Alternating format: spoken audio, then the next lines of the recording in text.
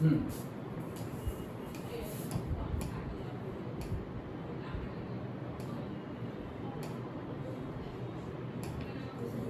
Yes so technical and institutional reforms in agriculture, यहाँ से देखना है। ओके, सो ये टॉपिक में क्या बोल रहे हैं कि ये तो अब तक तो हमने सारे देखो सारे ही क्रॉप्स के बारे में पढ़ा, खरीफ क्रॉप से रबी क्रॉप एंड जायद क्रॉप, ओके, जो इंटर में लिए जाते हैं। उसके बाद हमने डिफरेंट डिफरेंट क्रॉप के बारे में पढ़ा कि भाई वीट है तो उसके लिए कंडीशंस क्या है। देखो तुम्हें मेनली क्या चीज़ याद रखनी है, उसके लिए कंडीशंस क्या है, मतलब कौन सी कंडीशंस में वो अच्छे से होता है, ओके, उसकी कोई स्पेशलिटी है, ओके, वो याद रखना है। उसका कोई निकनेम या ऐसा कुछ है उसके related, that you have to remember.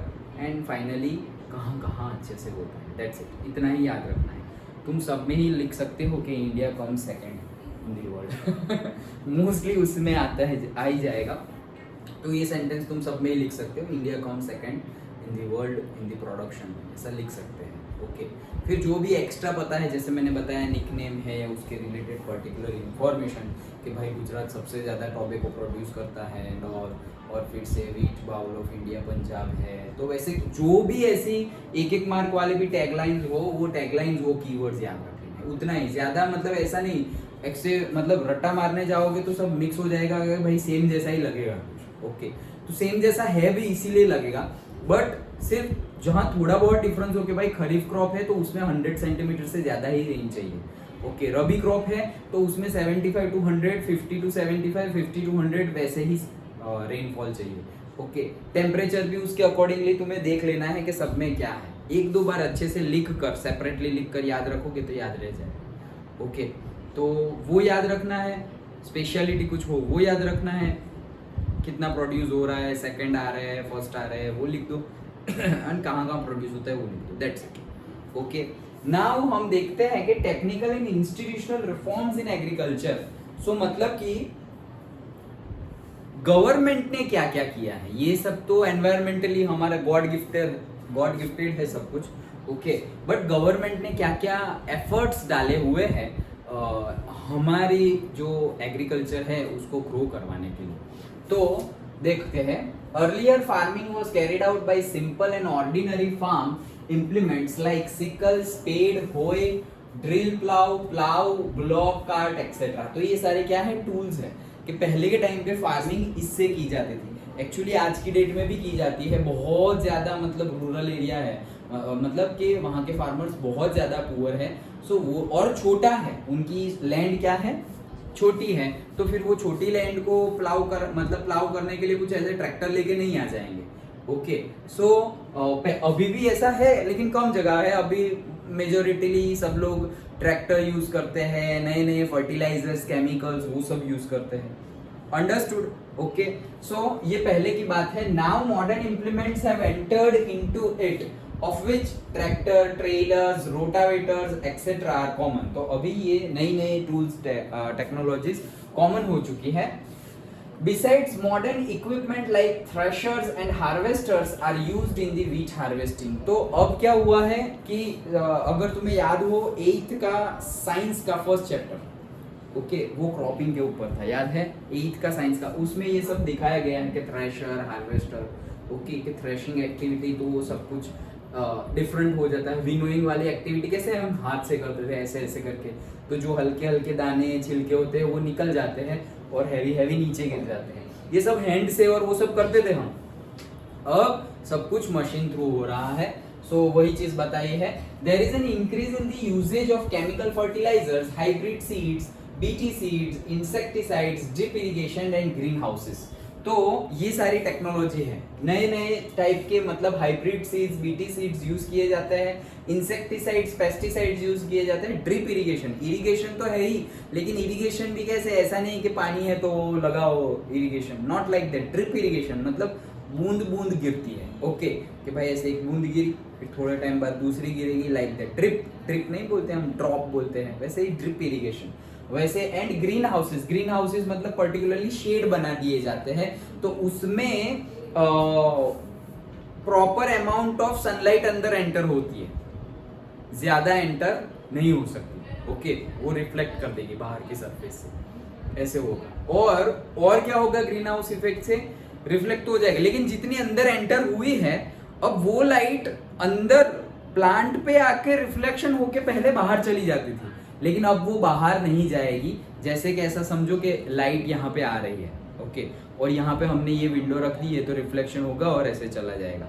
लेकिन हमने ऐसी विंडो रखी है कि रिफ्लेक्शन कम हो जाए, ओके, ओपन रखी है विंडो, ऐसा समझो, तो लाइट अंदर आएगी, तो मतलब ये एटमोसफेयर क्या हो जाएगा, थोड़ा हॉट हो जाएगा, गर्म हो जाएगा। तो यहाँ पे ग्रीन हाउस इफेक्ट का मेन फंडा ये है क्या, कि जो गर्माहट है, जो हॉट क्लाइमेट है, अगर हॉट क्लाइमेट चाहिए तुम्हारे क्रॉप को, हॉट एंड ह्यूमिड क्लाइमेट चाहिए सपोज, बट हॉट क्लाइमेट है नहीं, तो करेंगे क्या, ऐसा ग्रीन हाउस बना देंगे। तो होगा क्या उसमें कि लाइट आएगी लेकिन रिफ्लेक्शन होकर बहुत कुछ बाहर नहीं चला जाएगा, क्योंकि कवर्ड है ना, तो बाहर नहीं जाएगा, तो हॉटनेस बनी रहेगी अंदर।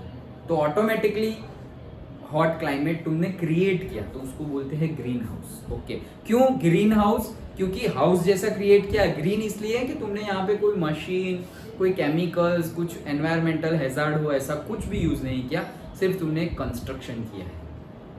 समझ में आया? सो ये सारी नई टेक्नोलॉजी है। सो टेक्नोलॉजी का यूज बढ़ गया है। अब मेन जो टॉपिक है वो तो अभी यहाँ से शुरू होगा। ये बात की गई है कि पहले कैसे होता था और अभी कैसे हुआ है, ये पैरा में उतनी ही बात की गई है। अब टेक्निकल रिफॉर्म्स कितने लाए गए हैं, मतलब कि जो अभी हमने देखा ना कि पहले सिकल, हो, प्लाउ यूज करते थे, अब tractor and all, thresher, harvester use करते हैं। तो ये भी टेक्निकल में ही आएंगे कि पहले ऐसे टूल्स, सिंपल टूल्स यूज करते थे, अब थोड़े एडवांस्ड डेवलप टूल्स यूज करेंगे। तो देखो, फीड सीड्स में भी पहले नॉर्मल सीड्स यूज करते थे और अब से केमिकली ट्रीटेड सीड यूज करेंगे। जैसे कि मैं कल ही लाया एक सीड्स, ओके, एक सीड्स इन मतलब 6-7 पैकेट लाया। क्यों? ये सब हमने ऐसे ही टेरेस गार्डनिंग किया हुआ है, तो इससे अच्छा है कुछ, मतलब ये भी अच्छा ही है, बट साथ साथ में कुछ ऐसे यूजफुल एडवांटेज वाला भी करते हैं।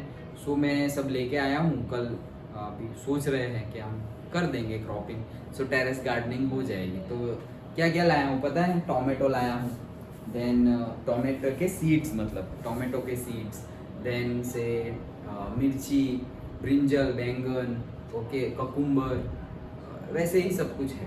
ओके, सो होगा क्या, करेला है, ओके, सो प्लांटेशन तो हम कर ही रहे हैं, एट दी सेम टाइम धनिया है, ओके, ये सब डेली यूज में आने वाली चीजें हैं कि हम रोज खाएंगे ये सब।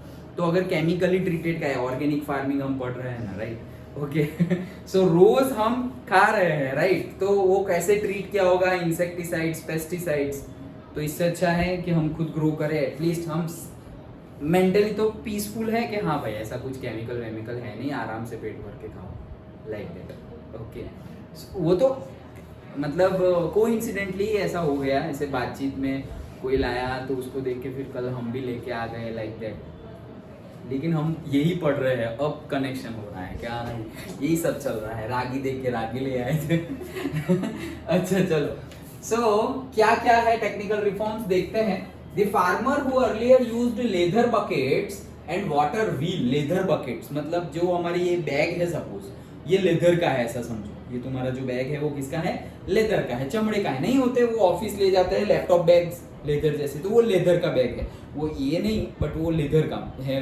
मतलब महंगा भी आएगा, क्यों? क्योंकि लेदर का है, उस एनिमल ने जान दी है उसके लिए। ओके, सो वो बकेट यूज करते थे, क्यों? पानी भरने के लिए, पानी भरने के लिए वैसे बकेट्स यूज करते थे। जैसे कि तुमने देखा होगा और जब ट्रैवलिंग हम कर रहे हैं, तो ट्रैवलिंग पहले के टाइम पे, अभी नहीं, अभी तो बॉटल आ गई है, सब जगह मिलता है, पहले के टाइम पे ऐसे पाउच जैसा मिलता था, ऐसे वो गनी बैग टाइप। मतलब जैसे तुमने देखा होगा कि कहीं पे हमें दर्द होता है तो वो गर्म पानी भर के हम ऐसे ऐसे करके करते हैं, राइट, थोड़ा आराम मिले हमें इसके लिए। तो वो किसका होता है, वो मटेरियल रबर मटेरियल, ओके, वो रबर मटेरियल की पानी की थैली, मतलब ऐसा समझो, दैट इज से ऐसे ही यूज करते थे हम, क्या, लेदर बकेट्स, रबर और से लेदर बकेट्स, जिसमें पानी भरा होता है, दूर दूर तक हम जब ट्रैवल करें तो उसमें से पी सकते हैं। देन वाटर व्हील भी यूज करते थे, जैसे कि टरबाइन, अब तो हम टरबाइन यूज करते हैं लेटेस्ट, लेकिन पहले तो वाटर व्हील। तो वाटर व्हील मतलब यहाँ पानी, झरना बह रहा है, उसमें तुमने वाटर व्हील डाल दिया, तो झरना तो बह ही रहा है, वाटर व्हील डालोगे या नहीं डालोगे, झरना तो बहेगा, तो बीच में तुमने डाल दिया तो वो व्हील को घुमाते हुए जाएगा। और व्हील के साथ कुछ ना कुछ कनेक्टेड है, तो वो कनेक्टेड है वो चीज़ भी घूमती जाएगी, और घूमने से सपोज तुम्हारा चक्की पीसती जाएगी और से तुम्हारा आटा बन जाएगा। ओके, क्यों? क्योंकि वो पानी जा रहा है, वो व्हील घूम रहा है, व्हील को तुमने ऐसे अरेंज किया हुआ है कि वहां पे ऐसी क्रशिंग हो जा रही है। Okay, like that. तो वैसी एक्टिविटी होती थी पहले। नाउ यूजेस सबमर्सिबल पंप्स और से monoblock pump, solar pump, drip irrigation and sprinklers. तो पहले तो हम ऐसे वाटर व्हील्स भी यूज करते थे, लेकिन अब हम ऐसा यूज नहीं करते। अब तो हमारे पास पंप है डिफरेंट डिफरेंट वाटर की हमारी नीड के लिए। सबमर्सिबल पंप मतलब जो पंप पानी में रह सके उसको बोलते हैं सबमर्सिबल पंप। ओके, पानी के अंदर मतलब जैसे कि ये टंकी है तो टंकी के अंदर है पंप। हम जो बाहर वाला मोटर हम यूज करते हैं वो बाहर होती है। ओके, लेकिन सबमर्सिबल मतलब पानी के अंदर, जैसे सबमरीन नहीं बोलते हम, सबमरीन। ओके, अंदर जाने वाला। सो सबमर्सिबल पंप, मोनोब्लॉक पंप भी उसी का टाइप है जो हम बाहर यूज करते हैं। हमारे घर पे जो हम यूज करते हैं उसको मोनोब्लॉक पंप बोलते हैं। देन सोलर पंप मतलब कि सोलर से चलने वाला। ओके, वो भी हम यूज करते हैं। ड्रिप इरिगेशन एंड स्प्रिंकलर, तो ड्रिप इरिगेशन बूंदा बूंदी गिरती रहती है। स्प्रिंकलर्स फाउंटेन से, जस्ट लाइक स्प्रिंकलर्स ऐसे होगा। ओके, सो वो भी हम यूज कर रहे हैं। Then next, chemical fertilizers like diammonium phosphate, DAP, याद रखना है, एक मार्क में पूछा जाता है। साइंस के रिलेटेड क्वेश्चन है लेकिन SST में पूछा जाएगा कि DAP का फुल फॉर्म क्या है। So diammonium phosphate. Then nitrogen, phosphorus, potash, मैंने तुम्हें बताया था NPK। Okay, so nitrogen, phosphorus and potassium, urea and other biofertilisers, liquid biofertilisers and biotech seeds are used. तो ये सब देखो लेटेस्ट टेक्नोलॉजी में हम ये सब चीजें यूज कर रहे हैं। केमिकल फर्टिलाइजर्स यूज कर रहे हैं, DAP यूज कर रहे हैं, that is diammonium phosphate use कर रहे हैं, NPK nitrogen phosphorus potash use कर रहे हैं, यूरिया यूज कर रहे हैं। ओके, बायो फर्टिलाइजर यूज कर रहे हैं, लिक्विड बायो फर्टिलाइजर यूज कर रहे हैं, बायोटेक्सीड्स आर यूज। तो ये देखो कितना चेंजेस आ गया है। ओके, इससे क्या होगा, नुकसान कम होगा। ओके, और प्रॉफिट ज्यादा होगा, लेकिन एट द सेम टाइम वो एक्सेसिव यूज किया तो जो एडवांटेज दे रहा है वही डिसएडवांटेज बन जाएगा एक्सेसिव यूज में। Just today I have seen one video in that liquid bio fertiliser बनाने की ट्रिक बताई थी। ओके, तो लिक्विड बायो फर्टिलाइजर मतलब कैसे पता है, वैसे बाहर तुम लेने जाओ सो से अप्रोक्सीमेटली 100 रुपीज का 1 लीटर मिलता है। हम जो पानी की बोतल पीते हैं उतना 100 रुपीज का। ओके, लिक्विड मतलब वो फर्टिलाइजर ही है लेकिन लिक्विड फॉर्म में। ओके, तो बोले ये घर पे भी बना सकते हो। करना क्या है पता है, 10 पील्स लेने हैं हमें। पील्स मतलब छिलके, 10 किसी के भी फ्रूट्स के या तो वेजिटेबल्स के, किसी के भी पील्स ले लो और उसको प्लास्टिक की बोतल में टुकड़े कर करके पूरे टुकड़े कर दो, और आधी बोतल तक, जो 1 लीटर की बोतल है उसमें आधे बोतल तक वो पील्स डाल दो, और फिर आधी जो बाकी रही उसमें पानी भर दो। ओके, पूरी बोतल भर गई, अच्छे से टाइटली पैक कर दो और 7 डेज के लिए वैसे ही छोड़ दो। ओके, टेरेस पे छोड़ दो जहाँ थोड़ी बहुत सनलाइट भी आ जाए। ऐसा नहीं कि पूरा ही सनलाइट में, क्योंकि बंद कर दिया है तो डिग्रेडेशन होगा नहीं ठीक से। ओके, तो ऐसे करके छोड़ दो। 7 डेज बाद जो बन जाएगा ना वो पानी, अब छिलके है जो है वो छिलके का भी अभी वो भी वन टाइप ऑफ फर्टिलाइजर है, मैन्यूअर है, तो उसको तुम डायरेक्टली प्लांट्स में डाल दो, पील्स को अब डाल दो, और जो पानी है उसको थोड़ा थोड़ा मतलब से पूरा 1 लीटर बन गया तुम्हारा तो से 100 ml सारे प्लांट्स में डाल दो। सो वो लिक्विड फर्टिलाइजर का काम करता है। हर महीने एक बार हम ऐसे कर सकते हैं, ऐसा बताया गया है, वो मतलब वीडियो में बताया गया था। तो फ्री में लो 100 रुपीज और यहाँ पे फ्री में बन गया। ओके, वो लोग भी बना के ही देते होंगे। ओके, बट ये जो कैरेक्टरिस्टिक्स, ये जो फूड मिलता है प्लांट्स को, वो कहाँ से मिलता है? देखो तुम वेजिटेबल्स और फ्रूट्स के पील्स में तो कितने न्यूट्रिशंस होंगे, तो वो सब कुछ अंदर चले जाएंगे पानी में, एंड देन वो पानी फर्टिलाइजर का काम करेगा। सो वैसा ही है सब कुछ। एक पर्टिकुलर ग्रुप के लिए जो चीज वेस्टेज हो वो दूसरों के लिए, मतलब दूसरी कैटेगरी के लिए वो एडवांटेजियस साबित होती है। और जनरली हमारी जो लाइफ साइकिल है, हमारी जो अर्थ है, वहाँ पे वैसे ही इंटरकनेक्शन बिठाया गया है। ओके, कि मतलब जैसे कि ऐसा समझो कि एनिमल का एक्सक्रीशन है, एनिमल का एक्सक्रीशन बेस्ट फर्टिलाइजर है प्लांट्स के लिए। तो प्लांट्स के लिए तो बेस्ट फूड क्या हो गया? एनिमल का एक्सक्रीशन, मतलब जो एनिमल एक्सक्रीट करते हैं वो प्लांट्स के लिए बेस्ट फूड है। सोचो, तो एक का डिसएडवांटेज मतलब भाई निकालो बॉडी में से, खराब है वो चीज एक कैटेगरी के लिए, दूसरे के लिए वो अच्छा है। फिर वही वो फर्टिलाइजर अंदर, वो फर्टिलाइजर में से मतलब वो से एनिमल का एक्सक्रीशन हमने डाल दिया प्लांट्स में, क्यों? क्योंकि प्लांट्स के ग्रो के लिए वो बहुत अच्छा है, और फिर प्लांट्स ग्रो हो रहा है, और फिर वो ग्रो हुए प्लांट्स पर फ्रूट वेजिटेबल होते हैं और हम वो खाते हैं, अब हमें गंदा नहीं लगता। But actually everything is interdependent. Okay, सब कुछ इंटरडिपेंडेंट ही है। ओके, चलो। So farmers are constantly guided through radio, television, newspaper, DD Kisan channel, SMS on mobile by the Kisan toll-free number, okay, and government farm web portals and iKhedut and mobile app like Agri Market। देखो ये latest सारी technology है जो हम use कर रहे हैं। ये पहले का, ये रेडियो, टेलीविजन, न्यूज़पेपर और DD किसान चैनल ये पहले की बात है, और अब SMS आता है, app toll free number given है, किसान कॉल सेंटर, गवर्नमेंट का फार्म वेब पोर्टल्स है, iKhedut और दूसरी सारी mobile application like agri market वैसे एप्लीकेशंस है। सो मोबाइल की एप्लीकेशंस है, इंटरनेट पर वेब पोर्टल्स है, news channels, newspapers, radio, television, सब में ही इंफॉर्मेशन दी जाती है कि भाई ये बार मॉनसून ऐसे होने वाला है तो आप ऐसे प्लान करिए, जैसे कि फ्लड आने वाला हो पर्टिकुलरली, मतलब कि जैसे कि हमारा अभी आया था। ओके, तो फ्लड एक्चुअली बता के नहीं आता, लेकिन हमने तो इतने डैम्स बना दिए हैं कि जब हम डैम्स में से पानी आगे जाने देंगे तभी पता चलेगा ना कि पानी, तो मतलब हमें पता है कि पानी कब आने वाला है। क्यों? क्योंकि कोई मतलब हम छोड़ने वाले हैं, ऐसे नेचुरली नहीं है वो। नेचुरली होता तो ऐसा कुछ होता ही नहीं। ओके, तो नेचुरली नहीं है, पर्टिकुलर ह्यूमन बीइंग्स ये एक्टिविटी को कैरिड आउट कर रहे हैं। सो उसी के लिए हम डिसाइड कर सकते हैं कि कैसे करना है, क्या करना है। इंफॉर्मेशन पहले से दे सकते हैं, वैसे ही यहाँ पर भी इंफॉर्मेशन पहले से दे सकते हैं। अंडरस्टूड?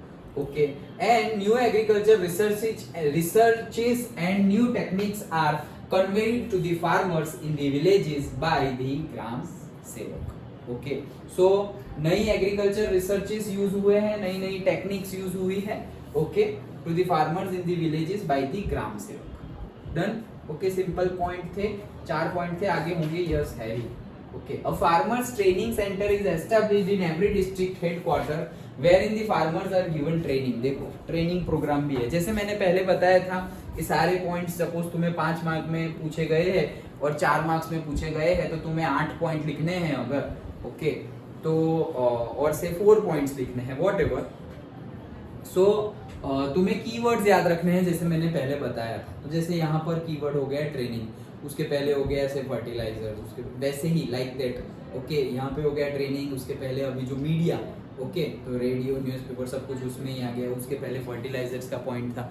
तो वैसे ही कीवर्ड्स याद रखो, कीवर्ड से ही पूरा का पूरा सेंटेंस, पूरा का पूरा टॉप पॉइंट तुम्हें लिख देना है। ओके, जब भी रीड करो ये ऐसे रीड करोगे तो थोड़ा टाइम ज्यादा जाएगा। अगर तुम्हारा चैप्टर 1 घंटे में कंप्लीट हो रहा है तो may it will take 1.5 hour, आधा घंटा ज्यादा चला जाएगा, क्योंकि ये तुम कीवर्ड याद रख रहे हो, कुछ नोट डाउन कर रहे हैं डॉल, लेकिन लंबे समय तक याद रहेगा। और रिवीजन करने में अगर ज्यादा टाइम लग रहा है तो नेक्स्ट टाइम जब रीड करोगे एग्जाम के 1 दिन पहले तो फास्टली रिवीजन भी हो जाएगा। समझ में आया? तो पहले अगर इन्वेस्ट करना पड़े टाइम तो डोंट गेट हेजिटेट कि बहुत टाइम लग रहा है ऐसे पढ़ने में, तो नहीं, वो टाइम इन्वेस्ट करो, it will be helpful to you. Okay, चलो, recent information and guidance are provided to the farmers through agriculture fairs in Gujarat. तो एग्रीकल्चर फेयर्स भी होते हैं, मतलब कि मेले होते हैं और वहाँ पे सारे फार्मर्स ही आते हैं, जैसे जॉब मेला नहीं होता कि जो भी मतलब जॉब चाह रहा हो, जॉब करना चाहता हो और जिसको जॉब नहीं मिली, तो ऐसे जॉब फेयर्स भी होते हैं, भर्ती मेलों बोलते हैं। ओके, तो मतलब डिफरेंट जितने भी अनएम्प्लॉयड लोग हैं, पढ़ाई खत्म हो गई, जॉब मिल नहीं रही है, ओके, और मिल रही है तो बहुत दूर मिल रही है, हम हैं यहाँ भरूच में और मिल रही है सपोज महाराष्ट्र में, और वो जाना चाहता नहीं है। क्यों? क्योंकि उसके पेरेंट्स और वॉट एवर उसके पास रिस्पॉन्सिबिलिटी है, सो जॉब नहीं मिल रही है, कुछ ना कुछ कर रहा है लाइक दैट। तो वैसी फेयर भी होते हैं, जॉब फेयर। वो जॉब फेयर तो अलग, मतलब एग्जाम्पल के लिए बताया, वैसे ही होते हैं फार्मर्स के लिए भी फेयर अनाउंस होते हैं। तो उसमें पर्टिकुलरली फिर जैसे हम फेयर में जाते हैं तो कैसे सारी शॉप्स ही लगी हुई होती है, ओके, कि भाई खिलौने की है, फिर खाने की है, फिर कोई गेम खेलने की है, लाइक दैट डिफरेंट डिफरेंट। वैसे ही ये फेड्स में भी डिफरेंट डिफरेंट शॉप लगी होगी, तो कोई यहाँ पे सॉइल के बारे में बता रहा होगा कि सॉइल की क्वालिटी कैसी होनी चाहिए। जैसे अभी मैंने तुम्हें बताया लिक्विड फर्टिलाइजर कैसे बनाते हैं, वैसा कोई एक शॉप लेके भाई लिक्विड फर्टिलाइजर कैसे बनाते हैं डेमो दे रहा होगा। ओके, जैसे साइंस फेयर नहीं होता तो तुम साइंस फेयर में डिफरेंट डिफरेंट प्रोजेक्ट एक्सप्लेन करते हो जो भी आते हैं उनको। ओके, सो वैसे ही यहाँ पर फार्मर्स के रिलेटेड सारा डिस्प्ले किया जाता है कि ये सॉइल ऐसे इसको ट्रीट करना है, इसको ऐसे प्लाउ करना है, सीड ऐसे डालने हैं, इसको ये हाइब्रिड सीड है, ये बीटी सीड्स है, इसको ऐसे ट्रीट किया गया है, सारी इंफॉर्मेशन देंगे। ओके, तो वैसे फेयर्स भी होते हैं, गवर्नमेंट ऑर्गेनाइज करते हैं। Agriculture university and agriculture colleges are established in every state. सभी स्टेट में agriculture college okay and university establish कर दी गई है। जैसे कि यहाँ पे है नवसारी एग्रीकल्चर यूनिवर्सिटी, तो ये कॉलेज है और यूनिवर्सिटी नवसारी, मतलब ये पूरी की पूरी। यूनिवर्सिटी और कॉलेज में डिफरेंस इतना है कि कॉलेज एक होती है लेकिन यूनिवर्सिटी एक होती है और कॉलेज बहुत सारी होती है। मीन्स कि सपोज नवसारी एग्रीकल्चर यूनिवर्सिटी, तो जितने भी साउथ गुजरात है सपोज भरूच तक, तो भरूच में एक कॉलेज है, नवसारी में खुद एक कॉलेज है, सूरत में कॉलेज है। वैसे ही सपोज 5 कॉलेजेस है साउथ गुजरात में, तो साउथ गुजरात में 5 कॉलेजेस है, वो कॉलेज का हेडक्वार्टर और वो किसको रिपोर्ट करेंगे? यूनिवर्सिटी। Okay, like that. जैसे कि तुम्हारा बोर्ड सिंपली, तो तुम्हारी डिफरेंट डिफरेंट स्कूल्स है कि भाई अद्वैत स्कूल है, संस्कार विद्या भवन है, जय अम्बे है, प्रार्थना है, शबरी है, ये सारी स्कूल्स है। ओके, तो भाई ये सारी स्कूल्स किसको रिपोर्ट करेगी? भाई हम जीएससीबी को रिपोर्ट करेंगे, लाइक दैट। भाई हम सीबीएसई को रिपोर्ट करेंगे, तो सीबीएसई सब कुछ हैंडल करता है कि पेपर कैसे निकालना है, कौन सा डेट को कौन सा रखना है, टेस्ट शेड्यूल कैसे रखना है, सिलेबस कैसे डिजाइन करना है, बुक्स चेंज करनी है नहीं करनी, सब कुछ वहाँ डिसाइड होगा। वैसे ही यहाँ पर सब कुछ यहाँ, तो वैसे ही यूनिवर्सिटी, एग्रीकल्चर यूनिवर्सिटी में भी सेम वे। एग्रीकल्चर एक ब्रांच है, एनवायरमेंटल इंजीनियरिंग ब्रांच है, एग्रीकल्चर एक ब्रांच है पढ़ाई की। तुम इसमें भी आगे बढ़ सकते हो। इसमें आगे बढ़ के ऐसा नहीं कि हमें कहाँ फार्मिंग करनी है, भाई फार्मिंग करने के लिए पढ़ना है ऐसा नहीं है। ओके, मतलब कर ही सकते हो और तुम पढ़ोगे तो इतना इंटरेस्ट आएगा कि तुम करने लगोगे। ओके, इतना पढ़ रहे हो और हम टेरेस फार्मिंग के बारे में बात करने लगे, सोचो तो तुम ऐसे 4 साल 3 साल डिट्टो वैसे ही वही पढ़ाई करते रहो तो कितना इंटरेस्ट आ सकता है? इंटरेस्ट होगा तो ही कोई वो पढ़ाई करने जाएगा ना भाई। तुम्हें सपोज आर्ट्स में इंटरेस्ट है तो ही तुम आर्ट्स में जाओगे, कॉमर्स में इंटरेस्ट है तो कॉमर्स में जाओगे, साइंस में। और अगर इंटरेस्ट नहीं है वहां घुस गए तो फिर टफ सिचुएशंस हो जाएगी। ओके, सो पहले तो समझो, ऐसा ना हो कि तुम्हारा इंटरेस्ट हर 6 महीने चेंज हो जाता है, तो फिर तुम कहीं भी घुस गए कोई बात नहीं, डरने की जरूरत नहीं है।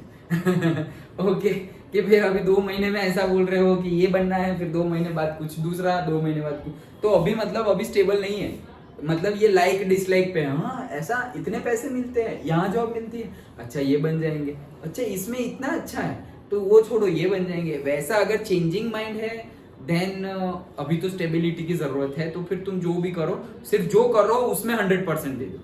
ओके, जो कर रहे हो उसमें 100% दे दो। तो वही है, देखो एग्रीकल्चर सारी यूनिवर्सिटी, देखो यहाँ पे नाम भी गिवन है, agriculture universities are established in Dantiwada, Junagadh, Anand and Navsari in Gujarat. तो देखो ये नवसारी एग्रीकल्चर यूनिवर्सिटी की कॉलेज जो हमारे भरूच में भी है वो। These universities carry out research and prepares new experts in agriculture। तो यहाँ पे रिसर्च कैरी आउट किया जाता है, नए नए रिसर्च किए जाते हैं। रिसर्च देखो, जैसे साइंस में रिसर्च होते हैं, प्रैक्टिकल्स होते हैं, वैसे ही यहाँ पर भी रिसर्च और प्रैक्टिकल्स होते हैं कि मतलब अच्छा चलो ये इसको हमने, जैसे कि अभी मैं सीड लाया उस पर लिखा हुआ है कि केमिकली ट्रीटेड की गए, मतलब हमारे लिए तो वो पॉइजन है। गलती से भी अगर तुमने ये सीडलिंग किया, हार्वेस्ट क्रॉपिंग किया और फिर वो ऐसे मुंह में चला गया, so it is bad. Okay, वो अच्छा नहीं है। तो ये सारे रिसर्च कर, अरे इसमें चलो यूरिया डालते हैं, कैसा ग्रो हुआ, अच्छा इतना ग्रो हुआ, इसको चलो से आज केले के पानी का केले का बनाया हुआ फर्टिलाइजर है वो डालते हैं, केले के पील्स, बनाना पील से बनाया हुआ फर्टिलाइजर वो डालते हैं, अब ग्रोथ कैसा है। ओके, इसको ज्यादा सनलाइट देते हैं, अब ग्रोथ कैसा है, इसको कम सनलाइट देते हैं, अब ग्रोथ कैसा है। सारे की सारी रिसर्च, कितनी टाइप की रिसर्च हो सकती है। ओके, तो all those researches are carried out here. Besides these, Indian Council for Agriculture Research and ये याद रखना ICAR, Indian Council of Agriculture Research, कोई शॉर्ट फॉर्म पूछा जाए या ना पूछा जाए, this is most important of all, ICAR. Okay, and development of agriculture research and education, that is DARE. Okay, development of agriculture research and education are active at national level. तो national level पे भी ये active है। तो यही सारे हमारे technical reforms and institution, technical जो चेंज हुए हैं, ओके, जो हमने लाए हैं रिफॉर्म्स, ओके, सो वो सारे ही टेक्निकल रिफॉर्म्स है, चेंज है सारे। ओके, नाउ इंस्टीट्यूशनल रिसर्च, ये टेक्निकल रिसर्च है। टेक्निकल रिसर्च मतलब हम टेक्निक्स चेंज कर दी है। अब इंस्टीट्यूशनल रिसर्च मतलब रिफॉर्म्स मतलब क्या, कैसे डिफरेंट डिफरेंट इंस्टीट्यूट जो है उसमें ये एक्टिविटी कैरिड आउट की जाएगी। तो वैसे कैसे नए नए इंस्टीट्यूट, जैसे कि हमने इंस्टीट्यूशनल रिसर्च में देखा कि हमने क्या क्या से यूनिवर्सिटी बनाई, कॉलेज बनाए, लाइक दैट। ओके, पानी तो नहीं होगा यहाँ पर भी नहीं है, मैं ले आऊँगा कभी थोड़ी देर बाद। ओके, चलो, सो नेक्स्ट आगे देखते हैं institutional reforms. The reforms connected with the land ownership, crop subsidy and sale of farm produce are considered to be the institutional reforms in India. क्या बोल रहे हैं कि लैंड ओनरशिप मतलब कि किसकी मालिकी की जमीन है वो, क्रॉप सब्सिडी मतलब कि पर्टिकुलर, जैसे कि मैंने बताया था कि गवर्नमेंट अगर तुम, जैसे हम इलेक्ट्रिक व्हीकल यूज करते हैं, लेते हैं, अभी परचेस करेंगे तो सब्सिडी देते हैं। अगर घर पर हम सोलर फ्लैट पैनल लगाते हैं तो वो लोग हमें सब्सिडी देते हैं। क्यों? क्योंकि अगर हम वो यूज करने लगे तो गवर्नमेंट का कंजम्पशन जो है वो कम हो गया ना। ओके, गवर्नमेंट का बिल कम हो गया क्योंकि हम तो जो प्रोड्यूस कर रहे हैं वही हम यूज कर रहे हैं। तो गवर्नमेंट जो नीडी है, जो इतना खर्चा नहीं कर सकते, और जिनके मतलब जहाँ पे इलेक्ट्रिसिटी पहुंचती नहीं है, गाँव में पहुंच तो सब जगह गई है लेकिन 24 घंटे नहीं है, सपोज 10 घंटे हो, 15 घंटे हो। ओके, तो 24 आवर्स कैसे इलेक्ट्रिसिटी मिलती रहे उनको, तो वहां पे देंगे सो दैट यहाँ पे, जैसे कि हम इलेक्ट्रिक व्हीकल्स लेंगे तो होगा क्या, पेट्रोल बचेगा, पेट्रोल का दूसरा यूज करेंगे ना भाई हम। ओके, या स्टोर रखेंगे फ्यूचर जनरेशन के लिए। एक्सट्रीम केस में हर जगह तो हम पेट्रोल यूज नहीं कर सकते, हर जगह तो हम इलेक्ट्रिक व्हीकल यूज नहीं कर सकते, तब फिर उसके लिए पेट्रोल रखो। ओके, जैसे कि ऐसा समझो तुम्हारे पास 2 गाड़ी है। ओके, 5 और से 10 किलोमीटर तक तुम्हें जाना है भरूच, तुम जाडेश्वर से तुम 5 बजे चले जाओ तो उतने में भरूच खत्म हो जाता है। ओके, नए भरूच की बात है। भरूच का रेडियस क्या है, 8 किलोमीटर। 8 किलोमीटर का रेडियस है यहाँ सेंटर से ऐसे करके, मतलब फिर अंकलेश्वर वो सब भी भरूच में, तो भरूच तालुका की बात कर रहा हूँ, नॉट डिस्ट्रिक्ट की बात नहीं कर रहा हूँ। तो हम ज़्यादा से ज़्यादा कहाँ जाते हैं भाई, यहाँ झाड़ेश्वर चले गए, कबीरवड़ चले गए, चलो कबीरवड़ तक चले गए, यहाँ पे से देहगाम, कुकरवाड़ा है, ओके, मोहम्मदपुरा है, वो साइड तक चले गए, खत्म। ओके, ये साइड चावत तक चले गए, खत्म। ये साइड तो अंकलेश्वर ही आ जाएगा डायरेक्ट, वहां तक चले गए, डन। तो यहाँ तक जाना है, दैट मीन्स तुम्हारे पास से इलेक्ट्रिक व्हीकल है तो वो इलेक्ट्रिक व्हीकल्स यूज करो। और अब तुम्हें जाना है वडोदरा, और वो भी बाइक से, ओके, तो फिर सपोज तुम पेट्रोल कार यूज करो, लाइक दैट। तो वो इंडिविजुअल चॉइस है, लेकिन ऐसी चॉइस हमें हमारे माइंड में रखनी पड़ेगी। लोग क्या देखते हैं, जैसे कि सपोज तुम बहुत अर्न कर रहे हो, तुम्हें अच्छी जॉब मिल गई है, पढ़ाई लिखाई की अच्छी जॉब मिल गई, तो अच्छी जॉब मिल गई तो तुम्हें जरूरत ही नहीं है इलेक्ट्रिक व्हीकल को। क्यों? क्योंकि उसकी स्पीड लिमिट होगी, सपोज तुम 70 से ऊपर नहीं जा सकते। ऐसे सिर्फ बता रहा हूँ, ऐसा नहीं, अभी तो ऐसी गाड़ी है ओला और वो तो 100 भी जाती है। ओके, बट सिर्फ बता रहा हूँ कि स्पीड लिमिट आ गई, कि ज्यादा नहीं जा सकते, और थोड़ी लाइट है। ओके, तो सेफ्टी ऐसा समझो कि कोई मतलब रिस्ट्रिक्शंस है, तो वो तुम बोलोगे ये सब रिस्ट्रिक्शंस हमें नहीं पसंद, हम तो भाई एकदम हाई क्लास गाड़ी लेने वाले हैं, पेट्रोल पे चलने वाली। क्यों? तुमने तो जॉब लग गई, तुम्हारे पास तो पैसे हैं, लेकिन पैसे हैं तो उसका कुछ दूसरा यूज करो। ओके, तो यहाँ पे इंडिविजुअल चॉइस आ जाती है, और यहाँ पे एजुकेशन बहुत बड़ा रोल प्ले करता है। पैसे है, तुम्हारी जॉब लग गई है, तुम्हारे पास पैसे है, डज नॉट मीन कि तुम उसको वेस्ट करो। मतलब तुम पैसे तो वेस्ट कर ही रहे हो, लेकिन तुम अर्थ का, एनवायरमेंट का जो है एक्चुअल में, उसको भी, जो रिसोर्स है उसको भी वेस्ट कर रहे हैं। ओके, ऐसा नहीं बोल रहे से जो अर्न कर रहा होगा बोलेगा भाई मेरे पैसे मैं जो करूँ होगा, तो हाँ भाई जो करना है वही करो, कोई फोर्स तो कर ही नहीं सकता है। ओके, बट ये पर्सनल चॉइस है, तो हम सबको तो बोलने जा नहीं सकते, तुम भी किसी को नहीं बोल सकते। बट से I am a teacher and मुझे बताना पड़ेगा, तो मैं बता रहा हूँ कि it is a individual choice. Okay, हम एटलीस्ट हम चेंज हो जाए तो शायद हमें देख के दूसरे चेंज हो जाए। सबको चेंज करने की रिस्पॉन्सिबिलिटी हमारी नहीं है, बट अगर हम कुछ अच्छा हो रहा है उसमें तुम एक पर्टिकुलर से एविडेंट हो, और यहाँ पे कुछ बुरा हो रहा है उसमें तुम कुछ एविडेंट, मतलब ऐसा समझो तुम्हें एविडेंट तो बनना ही है, या तो अच्छी चीज में या तो बुरी चीज में। तो अच्छी चीज में एविडेंट क्यों ना बने, मतलब जैसे निमित्त बनना। ओके, तो अच्छी चीज में निमित्त क्यों ना बने, अच्छे में नहीं बनेंगे तो बुरे में बनेंगे, तो बुरे में निमित्त बनना है, हमारा नाम आएगा, हमारा कर्मा है भाई, बुरे में हम फंस गए, इससे अच्छा है अच्छा ही करते रहो, लाइक दैट। ओके, बट अच्छा बुरा अगेन लॉजिकल होता है, किसी के लिए अच्छा दूसरे के लिए बुरा हो सकता है। सो सब कुछ इंडिविजुअल है, इसीलिए दूसरे के लिए नहीं, खुद को जो समझ में आए, जो मतलब रिस्पॉन्सिबिलिटी लगे, वैसे चेंजेस लाने चाहिए।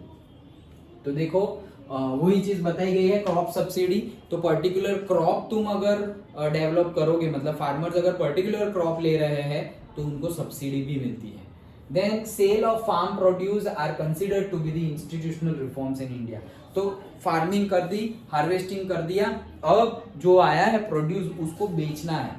ओके, तो उसके लिए भी इंस्टीट्यूशनल रिफॉर्म्स, मतलब पर्टिकुलर, जैसे मंडी नहीं बोलते, ओके, बाजार मंडी वैसी बना दी गई है गवर्नमेंट की। हाँ, ऐसा नहीं कि ऐसे ही है जैसे हमने तुलसीधाम में ऐसे बना दिया है सब्जी मंडी, तो वो गवर्नमेंट की थोड़ी है। लोग कहीं से भी, वडोदरा से आते हैं, शुक्ल तीर्थ से आते हैं, झगड़िया से आते हैं, राजपीपला से आते हैं, आके यहाँ से बेच के फिर वापस चले जाते हैं, लाइक दैट। तो गवर्नमेंट का नहीं है वो, लेकिन गवर्नमेंट का भी ऐसा है, बड़ी बड़ी सिटीज में है, सूरत में है, महाराष्ट्र मुंबई में है। ओके, तो बड़ी बड़ी सिटीज है, अहमदाबाद में, तो बड़ी बड़ी सिटीज में सब चीज की, ऐसा नहीं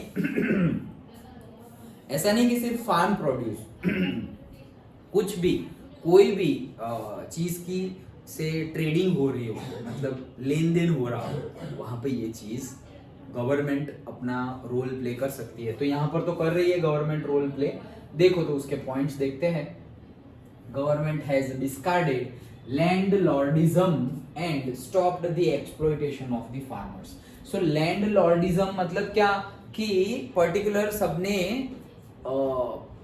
जिनका नहीं है फिर भी उन्होंने हक जमा के रखा है, इलीगल हक जमा के रखा है जमीन पर, कि भाई ये मेरी जमीन है, हड़प ली, जमीन को हड़प ली, इलीगली ऑक्यूपाई कर लिया है। ओके, जैसे कि पाकिस्तान ऑक्यूपाइड कश्मीर। ओके, तो भाई पाकिस्तान ने ऑक्यूपाई करके रखा है कि ये हमारा है।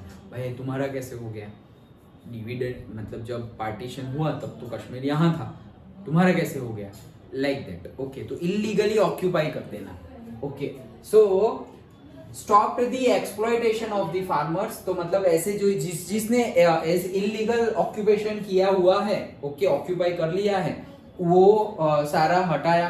ओके, जहाँ गुंडागर्दी चलती है वहां पे स्ट्रिक्ट बनी गवर्नमेंट। ओके, और हुआ क्या कि जहाँ वो लोग फार्मर्स का क्या करते थे, एक्सप्लॉयटेशन करते थे, मतलब शोषण करते थे, मतलब कि जितने पैसे, जैसे हमने डिफरेंट चीजें देखी, सिविक्स में देखा था लास्ट, मतलब वो चैप्टर जो भी हमने देखे उसमें, कि भाई जो कंज्यूमर्स है और जो एम्प्लॉइज है उनको अच्छे वेजेस मिलने चाहिए। ओके, कि भाई कोई काम कर रहा है तो 8 घंटे के इसको जितने मिलने चाहिए उतने मिलने चाहिए, लेकिन बोलेंगे नहीं देंगे हम। ओके, कम देंगे, मतलब से कोई 8 घंटे काम कर रहा है और उसको 500 रुपये मिलने चाहिए, तो कोई बंदा उसको 200 रुपये दे रहा है, बोले नहीं देंगे, तुमने इतना काम नहीं किया, वो कोई भी रीजन बना के उसको कम पैसे दिए। या तो फिर 8 घंटे करवाना चाहिए तो तुम 15 घंटे उनके पास काम करवा रहे हो, पैसे उतने ही दे रहे हो 8 घंटे वाले, लेकिन काम करवा रहे हो 15 घंटे, कोई ओवर टाइम कुछ नहीं दे रहे हो। ओके, एटलीस्ट 15 घंटे काम करवा रहे हो तो कुछ नाश्ता, खाना, ओके, और पीने का अच्छा पानी मतलब पीने लायक पानी, ये सब फैसिलिटीज प्रोवाइड करना। तो ये सब ह्यूमैनिटीज में आ जाता है, ये सब करना चाहिए। लेकिन अगर ऐसा कुछ नहीं हो रहा है, दैट मीन्स कि वो फार्मर्स का क्या हो रहा है, एक्सप्लॉयटेशन हो रहा है। तो गवर्नमेंट ने बीच में इंटरप्ट किया और ये लैंडलॉर्डिज्म हटाया और एक्सप्लॉयटेशन को भी खत्म कर दिया। Under the law land to the tiller, land tenancy act. Okay, ये याद रखना, ये एक लॉ है। कौन सा लॉ है? Land to the tiller. Tiller मतलब जो प्लाउ करता है, जो टिलिंग एक्टिविटी करता है, जमीन को ऊपर नीचे करने की एक्टिविटी, टिलिंग एक्टिविटी, जो प्लाविंग करते हैं वो। So land to the tiller मतलब tiller in the sense farmer ही है वो। ओके, तो जो फार्मिंग करता है उसी की लैंड है, लाइक दैट। ओके, ऐसा नहीं कि मेरे पास बहुत पैसे है और मैंने किसी को रख दिया, ए भाई तुम टिलिंग करो। ओके, तो मतलब हाँ, मजदूर रखोगे, that is different thing. But यहाँ पर तो कोई भी रिलेशन ही नहीं है। जो टिलिंग कर रहा है फार्मर का मतलब एक्सप्लॉइटेशन हो रहा है, तो वो नहीं होना चाहिए गवर्नमेंट के accordingly. Land to the tiller मतलब के फार्मर्स की लैंड है, जो टिलिंग एक्टिविटी करता है उसी की लैंड है, like that. Land tenancy act. Okay, तो याद रखना, एक मार्क में पूछा जाता है what is land tenancy act. Okay, so land tenancy act is nothing but it is the law which states that the land or say soil is belonging to the particular farmer or say tiller who is doing the farming or tilling activity। मतलब in short land tilling tenancy act के accordingly land उसी को belong करती है जो वहां पे tilling activity कर रहा है या जो वहां पे फार्मिंग एक्टिविटी कर रहा है, उसी की मालिकी की है। बिलोंग करना मतलब मालिकी की होना। ओके, तो उसी की मालिकी की है। ये है land tenancy act. The land tillers have been given their right to become the owner of the land. तो लैंड टिलर्स को ही राइट दे दिया गया है और उसी को ओनर भी डिक्लेयर कर दिया गया है। किसने किया ये सब? गवर्नमेंट ने किया है। ये पहला पॉइंट था।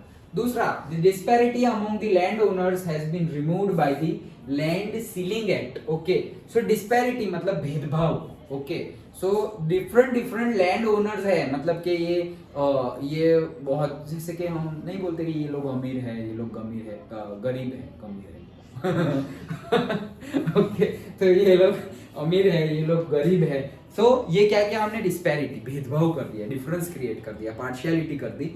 तो वही चीज बोल रहे हैं कि लैंड ओनर्स के भाई इनके पास बहुत ज्यादा 500 एकड़ जमीन है, इनके पास तो 2 एकड़ जमीन है, 1 एकड़ जमीन है, तो तुम पार्शियलिटी कर रहे हो। तो ये जो डिस्पैरिटी है वो रिमूव कर दी है। वो एक्ट का नाम क्या है? Land ceiling act. दोनों में डिफरेंस समझ लेना।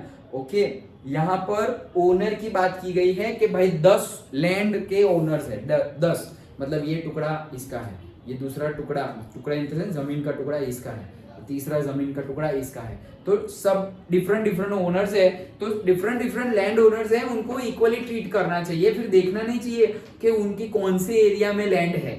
ओके, कौन से एरिया में है, पॉश एरिया में है, रूरल एरिया में है, वहां पे दूसरी फैसिलिटी है, वो सब नहीं देखना चाहिए, सबको इक्वली ट्रीट करना चाहिए। तो वो है लैंड सीलिंग एक्ट। और वो था लैंड टेनेंसी एक्ट, मतलब जो टिलिंग कर रहा है, जो फार्मिंग कर रहा है उसी की लैंड है।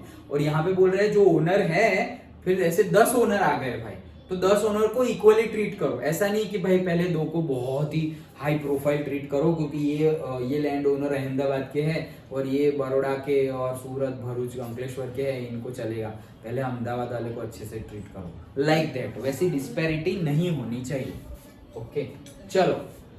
Farmers are given financial help for crop subsidy by Kisan Credit Card and by nationalized and cooperative banks। तो भाई अभी किसान को मतलब के फार्मर को बहुत ज्यादा पैसे भी मिलते हैं, लोन मिलती है। ओके, डिफरेंट स्कीम से। कौन सी? किसान क्रेडिट कार्ड है, सब्सिडी मिलती है, किसान credit card. Okay, national and corporative banks है जो लोन देती है। मतलब कि क्यों किसान को क्यों इतनी लोन की जरूरत पड़ती है? क्योंकि भाई वो डिपेंडेंट है कि भाई अच्छा मॉनसून आएगा तब जाके वो कुछ कर पाएगा। फिर हम बोलेंगे मॉनसून ना हो तो इरिगेशन, तो इरिगेशन के लिए भी गवर्नमेंट को पानी तो भेजना पड़ेगा। डैम में से पानी निकल नहीं रहा है और नर्मदा कैनाल बना लिए, नर्मदा कैनाल ही खाली है, तो इरिगेशन कहाँ हो रहा है? ओके, तुमने रूट बना दिया, कैनाल बना दी, अब पानी तो होना चाहिए ना, जो मेन चीज है वही नहीं है उसमें। भाई डैम में से पानी छोड़ोगे तब जाके आएगा ना पानी। Okay, like that. तो ये सारे रूल्स एंड रेगुलेशंस बना दिए गए हैं उनकी हेल्प के लिए। सो सब्सिडी मिलती है, पैसे मिलते हैं, वो डिपेंडेंट है। मैं रीजन क्यों बता रहा था ये, कि वो डिपेंडेंट है मॉनसून के ऊपर, गवर्नमेंट बहुत ज़्यादा डिपेंडेंट है। और ऐसा सपोज फ्लड आया, बहुत ज़्यादा बारिश हो गया, अभी देखो तुम, अभी भी आज की डेट में भी कई ऐसे फार्म्स है यहाँ पे ऐसे घुटने तक पानी भरा हुआ है। वो तो शायद अफवाह है, ऐसा बोल रहे हैं, छोड़ने वाले, बढ़ रहा है, लेवल बढ़ रहा है। खासियत तो गवर्नमेंट ने पूरा वो कर दिया, मतलब खाली कर दिया। कब? आज सुबह में सब गवर्नमेंट वाले खाली करवा रहे थे। अच्छा, ये तो कल हम गए थे विसर्जन करने, तो पानी था बट उतना नहीं था, रेगुलर था। हो सकता है क्योंकि बारिश हो रही है, एमपी में भी बारिश हो रही है, डैम भी अच्छा खासा भरा हुआ है। ओके, ऐसे तो नहीं करेंगे, लेकिन ऐसा नहीं होगा। अब जो भी होगा वो आराम से, मतलब लेवल वाइज बढ़ छोड़ेंगे, फिर रोके देंगे, फिर छोड़ेंगे, लाइक दैट। क्यों? बीत गई ना बार। बट ये बहुत, मतलब क्या बोल सकते हैं हम, सही होना चाहिए सर, रिस्पॉन्सिबल होना चाहिए। ऐसा ही जब पता है 2013 में केदारनाथ में फ्लड आया था, एक्चुअल में हम उसी साल गए थे केदारनाथ। ओके, लास्ट ईयर तो गए ही थे, लेकिन हम एक्चुअल में पहली बार चार धाम यात्रा के लिए 2013 में गए थे। और पता चला जिस दिन बैठे हम 16 को बैठे थे, 16 को बैठे ट्रेन में, और 17 को तो ट्रेन में ही थे, पहुंचने वाले थे, अभी तो बीच में ही थे, पहुंचे नहीं थे। पता चला कि 14, 15, 16 बहुत खतरनाक बारिश हुई है और बहुत ज़्यादा, ओके, क्लाउड बर्स्टिंग और वो सब हो गया है, बादल फटना, ओके, वो सब हुआ, बहुत पानी, बहुत लोग मर गए। फिर भी अंदर से तो इतना कि जाना है जाना, और अभी जितना क्रेज है ना केदारनाथ जाने का एंड ओके, उतना वो टाइम पे नहीं था। मतलब किसको होता है, जो ओल्ड एज होते हैं और जिनको दर्शन करने हैं एक्चुअल में, वो अभी तो जनरेशन तो भाई हाँ वो बढ़िया है, एटमॉस्फेयर बढ़िया है, वैसे एक क्रेज ऐसा। अभी तो रील और वो सब भी चालू कर दिया था, ओके, बैन कर दिया ना फिर, हाँ ओके, क्योंकि फिर जो उसका इम्पोर्टेंस है, जो उसका सिग्निफिकेंस है, तुम फिर जो वो पूजने के लिए जाना चाहिए, वो जा नहीं रहे हैं, पता नहीं है कुछ भी, ओके। और फिर वहां जाके ऐसा नहीं कि बोल रहे हैं कि वो मत करो, कहीं और जाके करो ना, ओके। नेचर तो भाई बहुत वास्ट है, पूरा हिमालय है, ओके, कहीं पर भी चले जाओ, हिमाचल चले जाओ, शिमला कुल्लू मनाली चले जाओ, तो ऐसे ही सीन्स मिलेंगे, सब कुछ मिलेगा तुम्हें, ओके। तो कहने का मीनिंग क्या है कि हम गए थे, क्यों ये बात बता रहा हूँ, फिर क्या हुआ वो कभी बात करेंगे हम। तो उसके बाद मैंने पूरा रिसर्च ये देखा था, नेशनल जियोग्राफी पे भी उन्होंने भी एक केस स्टडी बनाई है नेशनल जियोग्राफी में, ये जो केदारनाथ फ्लड हुआ था 2013 में, उसके ऊपर। तो मानो या ना मानो, गलती हुई थी हमसे भी, वहाँ तो क्लाउड बर्स्ट हुआ था, लेकिन फिर भी वो देखो डायरेक्टली बताया नहीं गया है, क्योंकि ऐसे बता देंगे तो फिर रिस्पॉन्सिबल मानेंगे, कौन लेगा रिस्पॉन्सिबिलिटी। अभी देखो इतने लोग मर गए, किसी ने रिस्पॉन्सिबिलिटी ली, किसी ने माना कि हाँ हमारी गलती थी। अभी हमारा जो नर्मदा में फ्लड आया, किसी ने माना गवर्नमेंट ऑफिशियल ने कि हाँ गलती हो गई, बोले लोग बोल रहे हैं वही है ना, गवर्नमेंट ऑफिशियल जिनका काम है पानी छोड़ना, वो लोग आके बोले कि हाँ हमसे गलती हो गई, हमें माफ कर दो ना। तो वे सब बोलेंगे तो फिर एक टॉपिक मिल जाएगा ना, इलेक्शन आ रहा है नेक्स्ट ईयर, ओके। वैसे ही अब देखना तुम, अभी थोड़ा मूड तो पब्लिक का चेंज हो जाएगा कि जो एक्चुअल में जा रहे हैं इसमें से, उनका तो ऑब्वियसली चेंज हो गया है कि भाई इन लोगों को तो वोट ही नहीं मिलेगा नेक्स्ट ईयर।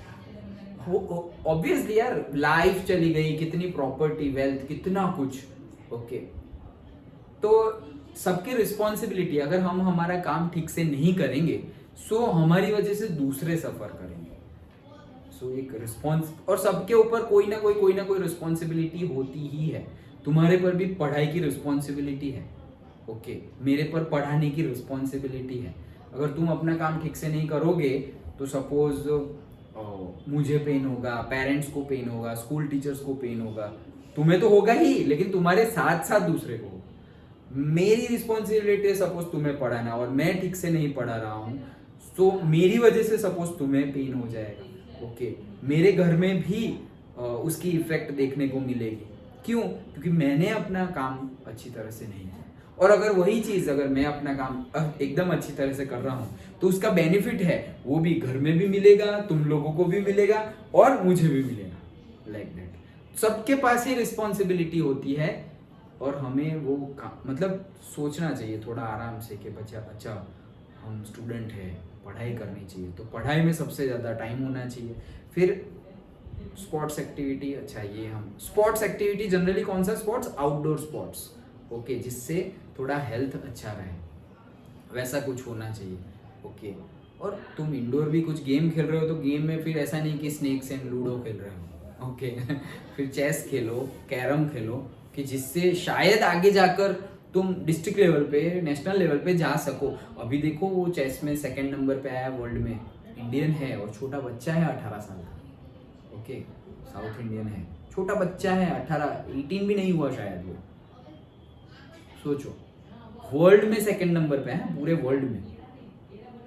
सो कुछ ना कुछ अगर हम जहाँ हैं वहाँ अच्छा कर देंगे तो एक्स्ट्रा ऑर्डिनरी हो ही जाएगा।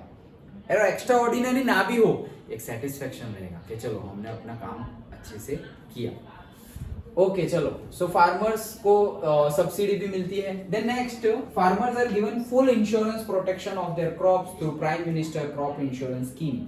तो अब तो इंश्योरेंस भी आ गया है, जैसे कि हम बाइक का इंश्योरेंस करते हैं, जैसे हम कार का इंश्योरेंस करते हैं, हम घर का इंश्योरेंस करते हैं, हम खुद का इंश्योरेंस करते हैं, मेडिक्लेम करवा दिया गया है, ओके, कि कुछ हो जाए तो हमें तो जो होना है हो गया, लेकिन हमारे बाद सिर्फ हमारे फैमिली को पैसे मिले, तो सब चीज़ का इंश्योरेंस करते हैं। वैसे ही अब जो क्रॉप है उसका भी इंश्योरेंस होता है फार्मर को, ये भी गवर्नमेंट करके देती है कि because of any reason hail storm गिरा और लेंचो का पूरा फील्ड बिगड़ गया, ओके, तो उस केस में गवर्नमेंट अगर इंश्योरेंस किया हुआ है सो गवर्नमेंट उसके पैसे दे देगी, ओके। फिर लेटर टू गॉड तो लिखना ही है, लेकिन साथ साथ में लेटर टू गवर्नमेंट भी लिखना है, ओके चलो। So when crop fail due to, देखो वही चीज, ये इंश्योरेंस की बात है, लेकिन इंश्योरेंस कब ड्यू होगा, तुम कब इंश्योरेंस का बेनिफिट मिलेगा? जब क्रॉप फेलियर होगा। तो क्रॉप फेलियर क्यों होगा? ये रहा, when the crop fail due to drought. Drought मतलब जमीन सूख जाना, यस, ओके। फ्लड का ऑपोजिट ड्रॉट। फ्लड मतलब एक होता है हिंदी गुजराती में उसका एक बहुत अच्छा वर्ड है, दुकाळ, ओके, दुकाळ बोलते, दुष्काळ हिंदी में दुष्काळ बोलते हैं और गुजराती में दुकाळ, ओके। तो एक होता है सूखा दुष्काळ और दूसरा होता है से क्या बोलेंगे हम, नीला, और से गुजराती में बोले तो लीलो दुकाळ और सूको दुकाळ। तो मतलब दोनों केस में क्या है, एक्सट्रीम सिचुएशंस है, डिसएडवांटेजेस है हमारे लिए, ओके। लीलो दुकाळ मतलब क्या, बहुत ज्यादा पानी आ जाना, और सूको दुकाळ मतलब क्या, पानी ही नहीं है। तो इंग्लिश में 2 डिफरेंट वर्ड है कि ड्रॉट मतलब सूको दुकाळ मतलब पानी है ही नहीं, और फ्लड मतलब जितना जरूरी है उससे भी कहीं ज्यादा पानी है। दोनों ही अच्छा नहीं है, बैलेंस होना चाहिए, ओके। सो ड्रॉट की सिचुएशंस और थ्रू एक्सेसिव रेन, देखो ड्रॉट हो गया और एक्सेसिव रेन हो गया, एक्सेसिव रेन से फिर फ्लड आ जाता है, okay. Farmers are given financial help by the government, तो फाइनेंशियल हेल्प मिलती है गवर्नमेंट से। By providing legal support, an open auction process is made widespread for the sale of the farm produce in the market yard. तो मैंने जैसे बताया कि ऐसे बहुत सारे मार्केटिंग यार्ड्स बना दिए गए हैं गवर्नमेंट ने, वहाँ पे ऑक्शन होता है कि भाई मेरे पास 2000 kg वीट है, बोली लगाओ, चलो, लाइक दैट, ऐसी बोली लगती है। ऑक्शंस मतलब हराजी, बोली लगाना। 2000 kg rice, okay, 1 lakh rupees, 1000 rupees, 10,000 rupees, 1 2 3 sold, ये लो ले जाओ, लाइक दैट। वैसे ऑक्शन लगेगी, तो ऑक्शन लगेगा तो होगा क्या, फार्मर्स को थोड़ा ज्यादा पैसा मिलेगा। नहीं तो कोई बोलेगा लाओ इतने में देना हो तो दो, नहीं तो नहीं, ये वो जिसको बार्गेनिंग करना आता है वो कर लेगा, और शायद वो फार्मर्स के साथ इनजस्टिस हो जाए, इसने इतनी मेहनत की उसको पैसे ना मिले। ऑक्शन होगा, और गवर्नमेंट एमएसपी की बात यहाँ पे की गई है, ये है की गई है। एक एमएसपी होती है, that is minimum support price, okay. So minimum support price मतलब क्या, उतने तो मिलने ही चाहिए। मतलब एमएसपी है सपोज मेरी 100 रुपीज, तो ऑक्शन में बोली स्टार्ट कहाँ से होगी, 100 से स्टार्ट होगी, 100 से नीचे से स्टार्ट नहीं होगी, नहीं तो उसको लॉस हो जाएगा फिर फार्मर को। तो वैसे ही ऑक्शन होता है, ओके। और ओपन ऑक्शन होता है, उसकी भी एडवर्टाइजमेंट होती है। जैसे देखो गवर्नमेंट कोई भी ऑक्शन करे ना, गवर्नमेंट के थ्रू किसी का भी ऑक्शन हो, जैसे कि बाहर की कोई चीज आ गई हो उसका ऑक्शन हो, जैसे कि गवर्नमेंट पता है व्हीकल्स मतलब ले लेते हैं हमारे, अगर तुमने टैक्स पे नहीं किया या फिर जैसे लोन पे लिया है, कोई गाड़ी लोन पे लिए, ओके। अब लोन तुमने रीपे नहीं की, तो अब बैंक आएगी और क्या करेगी कि भाई तुमने लोन पे नहीं की, तो जो जायदा वो जो हमें देना पड़ेगा ना सिक्योरिटी, वो सिक्योरिटी तो वो अपने पास ही रखेगी, एट द सेम टाइम दूसरा जो भी है वो भी लेके जाएगी कि भाई तुमने कार ली थी, कार के पैसे तो दिए नहीं, अब कार ले जाएगी। अब वो कार का करे क्या, तो उसका फिर ऑक्शन करते हैं, तो भाई बोली लगाते हैं कि इतना इतना इतना इतना। तो गवर्नमेंट के पास जितने भी ऐसे बैन किए हुए और ऐसे व्हीकल्स होंगे ना, सबका ऑक्शन लगता है, बोली लगाओ, फिर जो बोली जीत जाएगा। तो गवर्नमेंट जो भी चीज की ऑक्शन रखे वो ओपन होता है, मतलब उसमें पेपर में न्यूज देनी पड़ती है और से न्यूज चैनल पे भी बताना पड़ता है कि इस दिन इसका ऑक्शन लगने वाला है। तो जो भी इंटरेस्टेड है वो वहाँ आके क्या कर ले, ऑक्शन की बोली लगा ले। मतलब कि जिसको क्यों ऐसा, क्योंकि कोई ऐसा ना बोले कि गवर्नमेंट ने पार्शियलिटी की है कि भाई अच्छा माल यहाँ पर इन लोग को दे दिया, ऑक्शन कर दिया और हमें तो पता भी नहीं चला, ओके। कोई भी चीज का तो ओपन होता है, पूरा का पूरा ऑक्शन क्या होता है, an open auction process, wide spread, okay. Next, facilities like cooperative societies, market associations, cooperative warehouses, cold storages, transportation and communication etc. have been provided so that the farmers would get the minimum support price of the farm product. तो ये सारी चीजें बना दी गई है, मतलब groups, okay, different groups, cooperative societies, market association, warehouse, storage, transportation and communication. मतलब देखो बहुत ज्यादा प्रोड्यूस तो कर लिया तुमने, अब उसके लिए कई ऐसे सपोज फ्रूट्स है, ओके, टोमेटो है और बाकी सारे लेमन है और फ्रूट्स है, फ्रूट्स, तो उसके लिए कोल्ड स्टोरेज चाहिए, ऐसे ही नहीं रख सकते।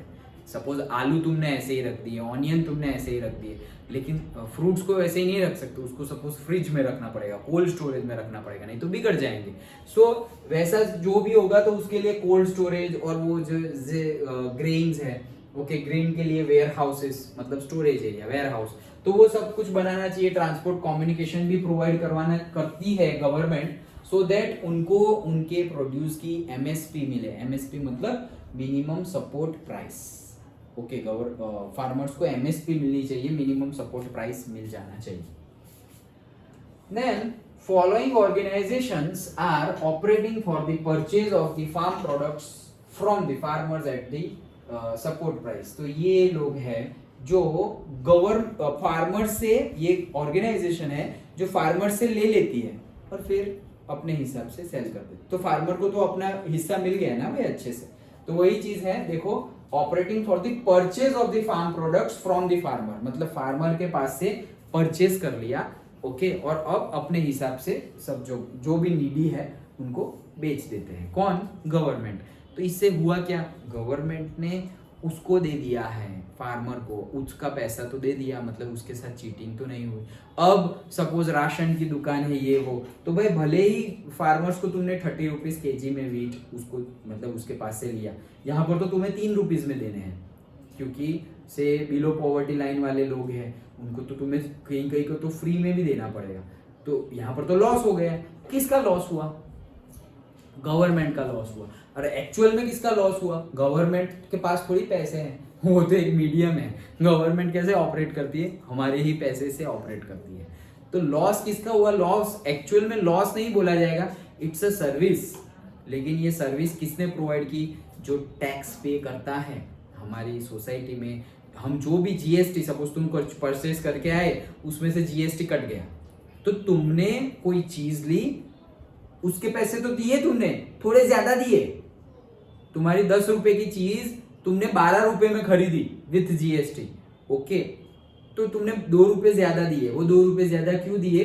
गवर्नमेंट को ये सेवा करने के लिए। अब गवर्नमेंट जहाँ नीडी है उनको दे देंगे, जिसको फ्री में देना है उसको फ्री में देंगे, सस्ता देना उसको सस्ता देंगे, लाइक दैट। समझ में आया?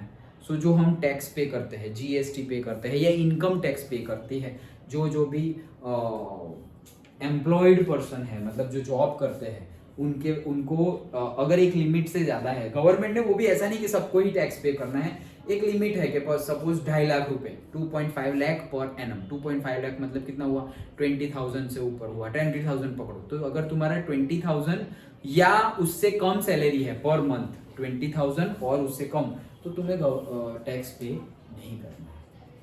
ओके, सब ऐसे बता दिए गए हैं रेंज के, यहाँ से यहाँ तक का रेंज है, सैलरी है तुम्हारा, तो तुम्हें टैक्स पे नहीं करना है। जिसका ज्यादा है वो करेगा, वो ज्यादा अर्न कर रहा है तो थोड़ा देश को चलाने में थोड़ा अपना हेल्प तो करे, लाइक दैट। ओके, सो कौन कौन है ऐसी ऑर्गेनाइजेशन, ये भी सारे फुल फॉर्म याद रख लेना, important. Okay, so that is national agriculture cooperative marketing federation of India. बहुत बड़े बड़े हैं बट याद रखने पड़ेंगे। Okay, so national agriculture cooperative NA, okay, cooperative marketing federation of India. तो फेडरेशन ऑफ इंडिया पता नहीं ये कैसे बनाया है। Okay, national agriculture, that's it, cooperative marketing federation of India. तो फेडरेशन का ही है। ओके, यस, इतना ही है, पता चल गया।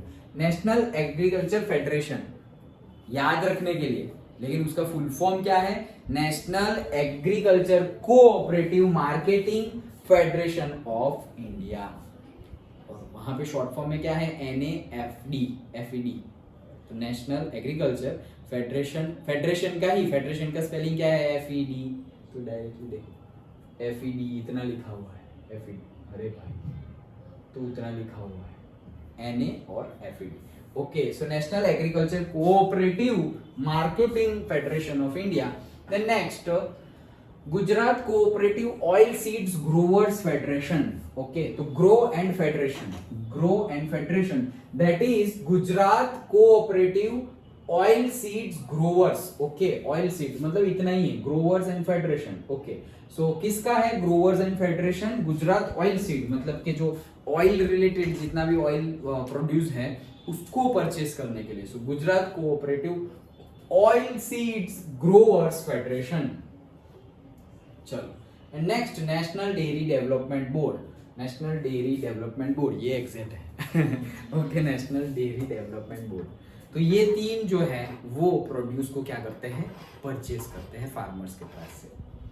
Then next is the green revolution, जो आया था ओके 1960s 70s में। So green revolution took place in our country in the decade of 1960.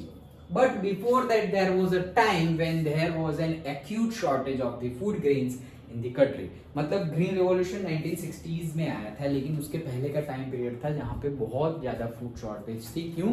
क्योंकि कोई प्लानिंग वानिंग कुछ चल नहीं रहा था। हम इंडिपेंडेंट हुए और इंडिपेंडेंट होने के बाद स्टेबल अभी नहीं हो पा रहे थे, बहुत सारी चीज़ें थी। क्यों? क्योंकि हमारे पास टेक्नोलॉजी भी उतनी नहीं थी, और अगर टेक्नोलॉजी थी तो उतने इनकम नहीं थी कि वो टेक्नोलॉजी का हम यूज कर सके। Okay, so an agrarian okay country had to import food grains. मतलब एक एग्रेरियन नेशन, कंट्री के मतलब जो एग्रीकल्चर के ऊपर बेस्ड है, जिसके पास इतना अच्छा एनवायरनमेंट है, इतनी सारी एग्रीकल्चर रिलेटेड सॉइल है। ओके, इतना मतलब हमारा पास्ट देखो तो इतना बढ़िया है एग्रीकल्चर का, और फिर भी हमें फूड इंपोर्ट करना पड़ रहा है, वैसी सिचुएशन हो गई थी। The country was struggling against such dependent condition. क्यों ऐसा हो गया भाई? ऐसा क्यों हुआ कि भाई हमें पैसे मतलब फूड इंपोर्ट करना पड़ा बाहर से? ऐसा तो क्या हो गया? ये सब हो गया था। क्या हो गया था? ये रीजन है, पूछा जा सकता है। देखो, जितने भी ऐसे पॉइंट वाइज किए गए टॉपिक है ना, इंपॉर्टेंट, खुद बुक में ही पॉइंट किए गए हैं। अदरवाइज कैसे होगा कि भाई एक थियरी है, तो ये देखो सारे पॉइंट वाइज ही है, तो ये इंपॉर्टेंट। अदरवाइज जैसे कि देखो यहाँ पे पॉइंट नहीं बनाया गया है, ओके, ऐसे ही गिवन है, तो ये शॉर्ट नोट में पूछ लेंगे 1-2 मार्क्स में। ओके, कि भाई डिस्क्राइब अबाउट से राइस व्हीट लाइक दैट। बाकी जो थियरी होगी उसमें देखो तुम्हें बुक में ही पॉइंट वाइज करके दिखाया गया है, यहाँ पर तो सारा क्रॉप्स ही है, बट बुक में ही तुम्हें पॉइंट वाइज करके बताया गया होगा, ऐसे ही गिवन है।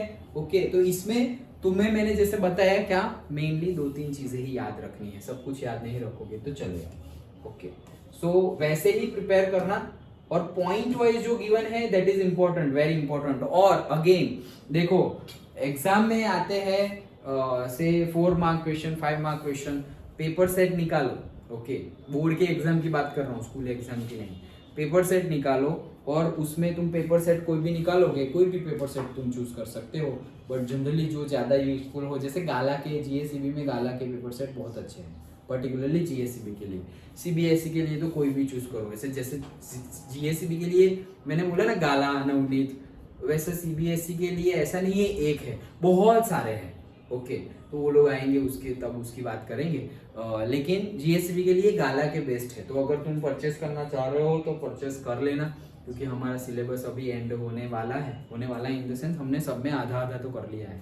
ओके, इंग्लिश में और एसएसटी में थोड़ा पीछे है, हमने साइंस में तो हमने काफ़ी किया है। सो जैसे ही हमारा सिलेबस कंप्लीट होगा हम टेस्ट सीरीज स्टार्ट कर देंगे। तो कहने का मीनिंग क्या है कि अगर तुम पेपर सेट उठाओ या फिर तुम उसमें भी देख सकते हो, नेट पर भी अभी देखने के लिए नेट पर भी देख सकते हो कि answer sheets, okay, previous year students के टॉपर्स के आंसर शीट्स, वो तुम देखोगे तो तुम्हें पता चलेगा, एटलीस्ट वो गूगल कर लो मिल जाएगा इजीली, तो तुम्हें पता चलेगा ओके कि भाई कितने पॉइंट लिखे हैं और कितने मार्क्स मिले हैं। ये क्वेश्चन है तो भाई 5 पॉइंट लिखे हैं 5 मार्क्स मिले हैं, या 10 पॉइंट लिखे हैं 5 मार्क्स मिले हैं। ओके, उस हिसाब से मेहनत करो, नहीं तो बुक में तो भाई 15 पॉइंट है तो 15 पॉइंट थोड़ी पढ़ेंगे हम, मतलब पढ़ोगे तो अच्छी बात है। अगर तुम 15 पढ़ रहे हो और उसके बाद तुम्हें 5 याद रह रहे हैं तो 15 पढ़ने ही पड़ेंगे, लेकिन अगर तुम 5 याद कर रहे हो और 5 याद रह रहे हैं तो 15 पढ़ने की जरूरत नहीं है। टाइम सेव हो जाएगा, उसमें बहुत ज्यादा टाइम सेव हो जाएगा। ओके, तो 5 ही पॉइंट, 5 कीवर्ड, 5 पॉइंट, ऐसे ऐसे फटाफट चैप्टर खत्म हो जाएंगे सारे। ओके, और से 10 पॉइंट्स 5 मार्क के लिए, दैट यू चेक के कौन से, और चैप्टर वाइज होता है। हाँ, कई चैप्टर में 5 मार्क्स का क्वेश्चन हो तो 5 पॉइंट्स लिखने हैं, कई चैप्टर्स में 5 मार्क का क्वेश्चन हो तो 10 पॉइंट्स लिखने हैं, सो दैट यू आइडेंटिफाई, ये तुम्हें देखना पड़ेगा। ओके, मैं भी देखूंगा, मैं भी बताते रहूंगा, लेकिन एटलीस्ट मैं तुम्हें ये जस्ट लाइक होमवर्क दे रहा हूं कि you can go through and identify कि अच्छा चलो यहाँ से 5 मार्क। अभी स्कूल प्रिपरेशन में तो जो कर रहे हो वही करो, उसके लिए नहीं, मैं बोर्ड एग्जाम के लिए बात कर रहा हूँ। ओके, तो होगा क्या, तुम एक्स्ट्रा नहीं पढ़ोगे तो तुम सोचोगे सर अभी तक पढ़ा हो, अरे कोई पढ़ाई कभी वेस्ट नहीं जाती, पढ़ाई कभी भी वेस्ट नहीं जाएगी, तो उसकी चिंता मत करो, लेकिन ऐसे प्रिपरेशन करना है। ओके, क्यों, क्योंकि बुक में ज्यादा है, कोई भी बुक हो, साइंस मैथ्स की हो या एसएसटी की हो, बुक में ज्यादा है, तो ज्यादा नहीं पढ़ना है, जो निकालना है वो निकालना ही है।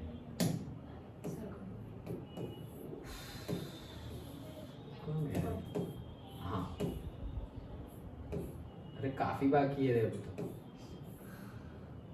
हाँ, सो एंड एग्रेरियन कंट्री है, तो देखा हमने, तो कौन से रीजंस थे जिसकी वजह से हमें फूड को इंपोर्ट करना पड़ा। Okay, so the extraordinary increase in the agriculture production because of improved seeds, increased use of chemical fertilizers, intense efforts of the farmers, widespread arrangement for electricity distribution, improved facility in irrigation etc. is known as green revolution।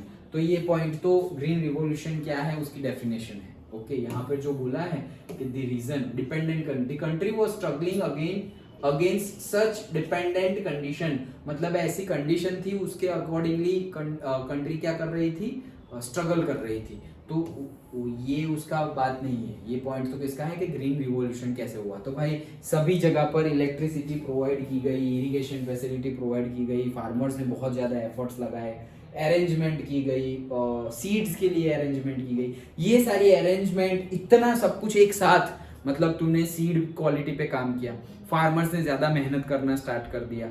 Okay, fertilisers, pesticides वो सब भी मिलने लगे, electricity तुम provide करने लगे बहुत ज्यादा, एंड देन इरिगेशन फैसिलिटी भी प्रोवाइड करने लगे। तो ये सब हुआ, इसीलिए हमारा प्रोड्यूस इंक्रीज हो गया, और इसी को हम क्या बोलते हैं, ग्रीन रिवॉल्यूशन। कि अचानक से मतलब इंडिया का फार्म प्रोड्यूस सपोज से 40% से 80% हो गया, लाइक डबल, तो वो क्या हो गया, ग्रीन रिवॉल्यूशन। समझ में आया? Okay, so main objective of the green revolution was to increase the agriculture production, यही मेन ऑब्जेक्टिव था, हमारा एम यही था। Farmers were encouraged to use chemical fertilizers and insecticides more. This led to the attain the target to increase the agriculture production. मतलब बहुत ज़्यादा उनको क्या बोलते हैं, मोटिवेट किया गया किसको, फार्मर्स को, कि तुम ज़्यादा से ज़्यादा ये यूज़ करो, फर्टिलाइजर्स हो ये यूज़ करो, इससे अच्छा होगा। ओके, प्रोड्यूस, देखो यहाँ पे हम क्वालिटी की बात नहीं कर रहे हैं, हम क्वांटिटी की बात कर रहे हैं कि प्रोड्यूस बढ़ाओ, वही चीज़ है। Then say there has been a record production of wheat and paddy due to green revolution. Green revolution की वजह से राइस और wheat, okay, rice and wheat के प्रोडक्शन में बहुत ज्यादा इंक्रीज देखने को मिला। Where there was a scarcity of food grains in the country, today there is a sufficient storage of the food grains. वो एक टाइम था जब स्कार्सिटी थी, मतलब अछत बोलते हैं ना, जो जितनी रिक्वायरमेंट है उतना है नहीं, वो स्कार्सिटी थी वो टाइम पे। और आज ऐसी कंडीशन है कि हमारे पास हमारे जो स्टोरेज है वो फुल है, ग्रेन से भरे पड़े हैं। और अब तो हम एक्सपोर्ट भी करते हैं, तब इंपोर्ट करते थे, अब क्या करते हैं, एक्सपोर्ट करते हैं, वैसी कंडीशन हो गई है। So once drought was a hazard of regular interval in India. पहले ऐसा होता था, हैजार्ड जैसा, एक बीमारी जैसा था, क्या, ड्रॉट, क्योंकि मॉनसून इरेगुलर था, तो मॉनसून इरेगुलर था तो एक बहुत ही टफ सिचुएशंस हो गई थी। Its adverse effects are not seen after the green revolution. लेकिन अब ऐसा नहीं है कि अब नहीं हो रहा है, अभी भी ड्रॉट होता है। ड्रॉट इन द सेंस ऐसा नहीं कि थोड़ा भी बारिश ना गिरे, बट बहुत कम बारिश गिरे, ओके, बहुत कम। जैसे हम बोलते हैं कि भाई 100 सेंटीमीटर होना चाहिए, तो 100 सेंटीमीटर की जगह ऐसा समझो 10 सेंटीमीटर हो जाए। और 10 सेंटीमीटर मतलब बूंदा बूंदी हुई है, बस बारिश हुआ ही नहीं, तो उसको ड्रॉट बोलेंगे। ओके, सो वैसी सिचुएशंस। लेकिन अब अगर वैसी सिचुएशंस, हम ऐसे इगोइस्टिक होके नहीं बोल रहे हैं, लेकिन टेक्नोलॉजिकली इतने आगे बढ़ गए हैं कि अगर ऐसी सिचुएशंस हुई तो अगर दूसरे कोई स्टेट्स हेल्प कर देंगे एंड ऑल, हमारे पास जो स्टोरेज है उसका यूज करेंगे, सो दैट खाने पीने लायक जो ग्रेन है वो प्रोड्यूस हो जाए और हम मतलब पीछे ना रह जाए। मतलब ऐसी कंडीशन कभी ना आए कि हमें खाना ही ना मिले। देखो, नथिंग इज इम्पॉसिबल, बट यहाँ तो हम बोलेंगे कि ऐसा कभी ना हो। ओके, तो वही चीज बताई गई है। Due to the buffer stock of the food grains, conditions of the drought of scarcity are faced conveniently. वही चीज बताई है, क्या, बफर स्टॉक है हमारे पास, एक्स्ट्रा है। ऐसा समझो कि क्रॉप फेलियर हो गया तो हमें खाना कम मिलेगा, लेकिन हमारे पास तो पहले से ही फ्रिज में पड़ा हुआ है, like that. Storage, buffer stock मतलब क्या, एडिशनल, पहले से ही स्टोर करके रखा गया है, तो जरूरत पड़ी तो खाने के लिए रेडी है, लाइक दैट। जैसे हम घर में खाना खा लिया फिर भी भूख लगी है, तो कुछ ऐसे हमने डब्बे वब्बे निकाले और फिर कुछ स्नैक्स निकाला, ये वो, ओके, कुछ मैगी रखी हुई है, बिस्किट रखा हुआ है, तो क्या भाई, खाना तो खा लिया है, लंच डिनर तो ब्रेकफास्ट तो हो गया है, बट उसके अलावा भी भूख लगी भाई, तो क्या करें, तो फिर कुछ मंचिंग कर लो, लाइक दैट। तो वो कैसे हम फ्रिज में या फिर पर्टिकुलरली एक जगह पे रखते हैं कंटेनर में, वैसे ही ग्रेन्स के लिए भी है।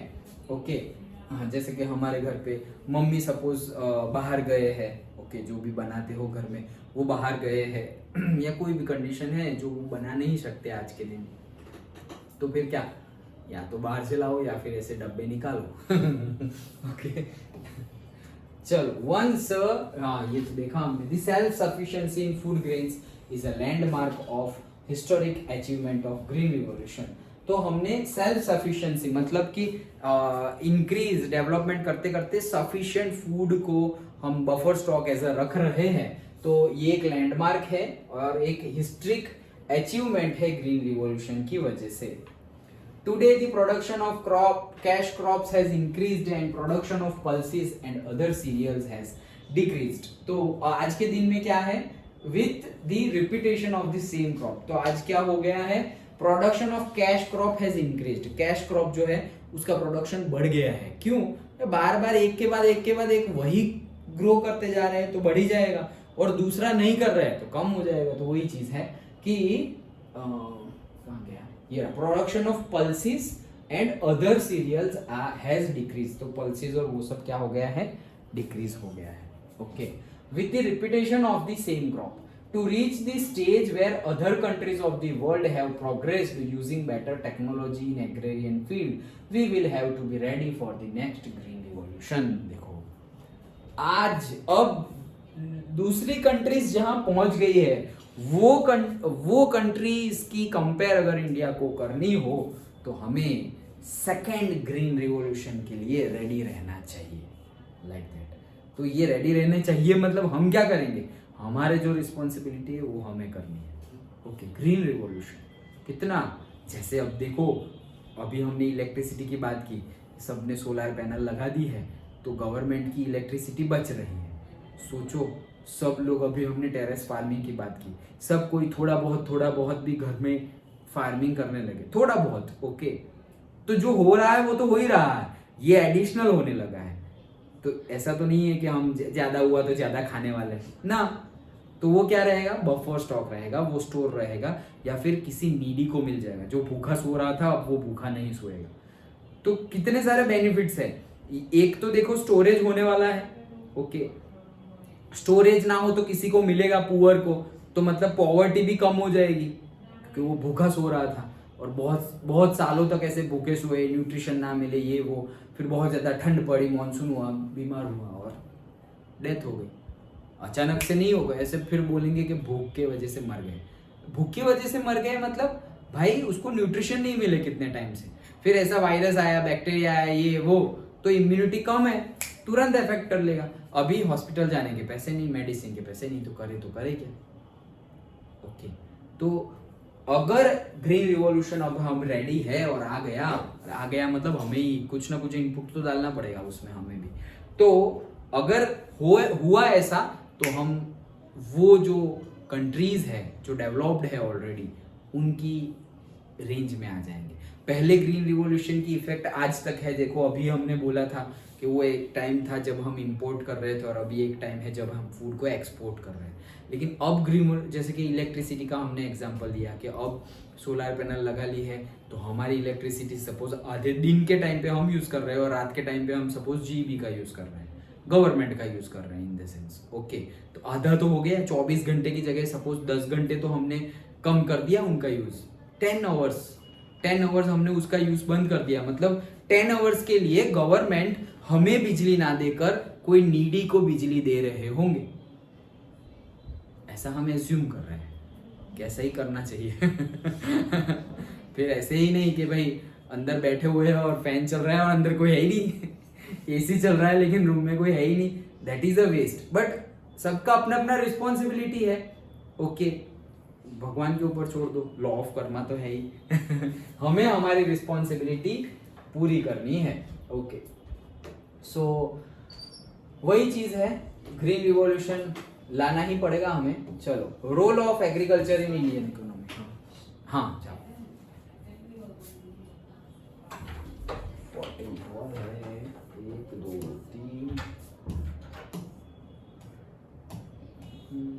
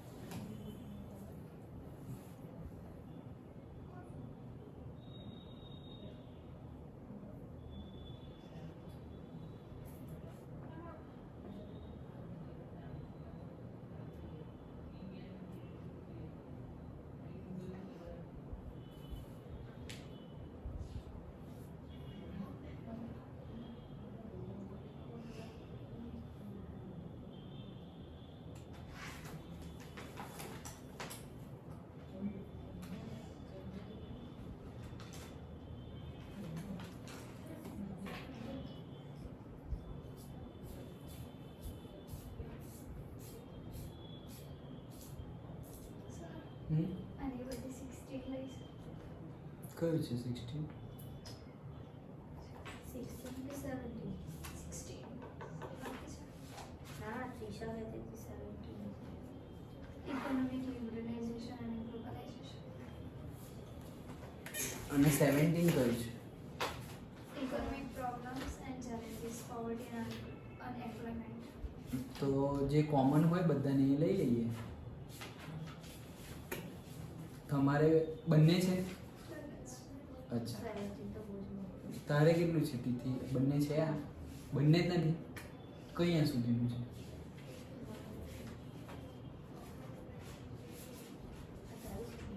बराबर 1 to 4, 9, 10 और 11 और इसमें से 15 पीछे से. वो तो हो गया अपना. ओके, टीचर को पूछ लेते हैं, फिर जो भी 16 17 है जो करना हो कर देंगे.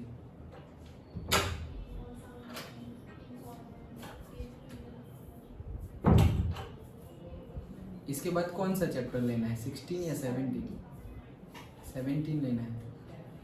16 भी થઈ જશે 17 થઈ પડા તો બરાબર ચેપ્ટર તો એસી છે બટ યોજના કેટલી બધી છે અને પછી આખો અનએમ્પ્લોયમેન્ટનું કેટલું બધું ઇફેક્ટ એટલા મોટા મોટા છે. સારું, ચાલો તો 17 જોઈ લઈએ, તો સમજ ના પડે એવું હોય તો 17 જોઈ એક્ઝામ લઈએ. બધા સિલેબસ પતી જશે. શું એક્ઝામ બધા સિલેબસ પતી જશે. જોઈએ હવે આપણે એવું હોય તો આજ કન્ટિન્યુ રાખશું, કારણ કે એમની એક્ઝામ તો પતી ગઈ છે, તો આપણે એસએસટી જ કન્ટિન્યુ રાખશું. તો પણ 10 દિવસ હમ. બધા તો કદાચ નહીં પતે. અને કોઈ તો પાછું ફિફ્થ ચેપ્ટર બી છે હિસ્ટ્રીનો.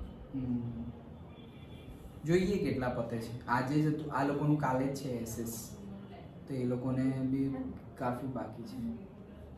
સીબીએસસીની વાત કરું છું, એ લોકોને કાલે જ એસએસ છે, એમના બી ખાસો સિલેબસ બાકી છે. આપણે બધાનું મેથ્સનું પતાવવા ગયા ને, મેથ્સ સાયન્સનું, એમાં બહુ વાર લાગી, કારણ કે બધાનું મેથ્સ અલગ અલગ. આપણે કેટલા 3 ચેપ્ટર બાકી છે મેથ્સ, 2 3 એ જ, તો એટલે બહુ વાર લાગી આપણને. એના જગ્યાએ આપણે બીજું કરતે, પણ હવે એ તો જે જરૂરી છે જરૂરી છે, કંઈ નહીં. પણ હવે બેલેન્સ થઈ જશે ને, આપણે આ એક્ઝામ પછી એટલીસ્ટ આપણે કન્ટિન્યુ કરી, અને મેથ્સ તો પતી જ જશે. પછી 2 ચેપ્ટર છે એટલે મેથ્સનું તો સિલેબસ આપણું સૌથી પહેલાં પતશે, પછી આપણે સાયન્સનો સિલેબસ જોઈશું. એ બી પતી જશે. શું ખાલી હમ કેમિસ્ટ્રી મેં બાકી, બાયોનું બાકી અને ફિઝિક્સ મેં એક બે બાકી. હમ ફિઝિક્સના બેટ એક બાકી એક જ બાકી. કેમિસ્ટ્રીનો પણ ત્રીજો પતી જશે તો એક જ. હમ એટલે પહેલાં મેથ્સ પતશે, પછી સાયન્સ પતશે, પછી જો તમારી ઈચ્છા હોય તો ઇંગ્લિશ ફટાફટ લેવું હોય તો શાંતિથી લેવું હોય ને તમે એવું કે ભાઈ એ તો વાંચીશું, એસએસટી પહેલાં કરી લઈએ, તો એસએસટી જ કન્ટિન્યુ કરીશું, ને બંનેનું એસએસટી જ ચાલવા દઈશું. એટલે સપોઝ મેં જોઈ લઈશ તો ચેપ્ટર્સ તમારે પણ 20 હમણાં તો એ લોકોનું, હમણાં તો તમારી એક્ઝામ ચાલે ત્યારે. અચ્છા, હા, તમારી એક્ઝામ ચાલે ત્યારે એ લોકોનું એસએસટી લઈશું. નહીં તો બંનેના સેમ જેવા ચેપ્ટર જ છે, તમારા પણ 2021 જેવા ચેપ્ટર છે ને એમના પણ એવા જ છે approximately.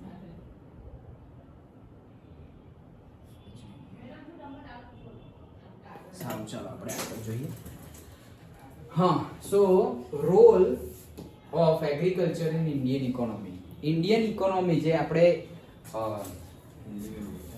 So Indian economy means जो भी इंडिया में जो सैलरी जो हम अर्न कर रहे हैं, ओके, अर्न कर रहे हैं मतलब कैसे से एक्सपोर्ट करके वो अर्न कर रहे हैं, एट द सेम टाइम जो हमारी इकोनॉमी है, इकोनॉमी जो हमारी चलती है, ओके, अर्थव्यवस्था जिसे हम बोलते हैं, तो उसमें एग्रीकल्चर का क्या रोल है, तो वही हम देख रहे हैं. Agriculture is the main occupation in India. हमारा मेन ऑक्यूपेशन ही एग्रीकल्चर है. The pressure which India had at the time of independence is now reduced somewhat. However, it still has an important contribution in Indian economy. तो पहला ये time था जब बहुत ज़्यादा हम डिपेंडेंट थे एग्रीकल्चर पे, अब थोड़े कम हुए हैं, फिर भी बहुत अच्छा कंट्रीब्यूशन है. तो देखते हैं पॉइंट वाइज.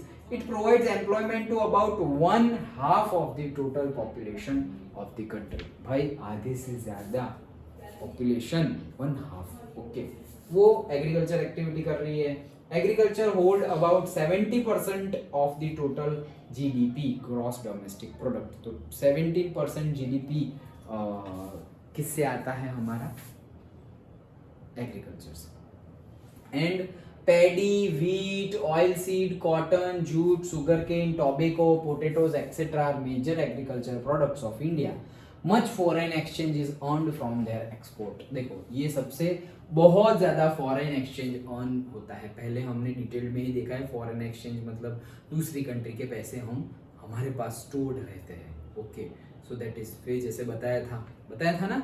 ओके, तो फिर से अभी एक्सप्लेन नहीं कर रहा हूँ, बट वही चीज़ कि सपोज अभी वही हुआ, फिर से ही एक्सप्लेन करना हो गया.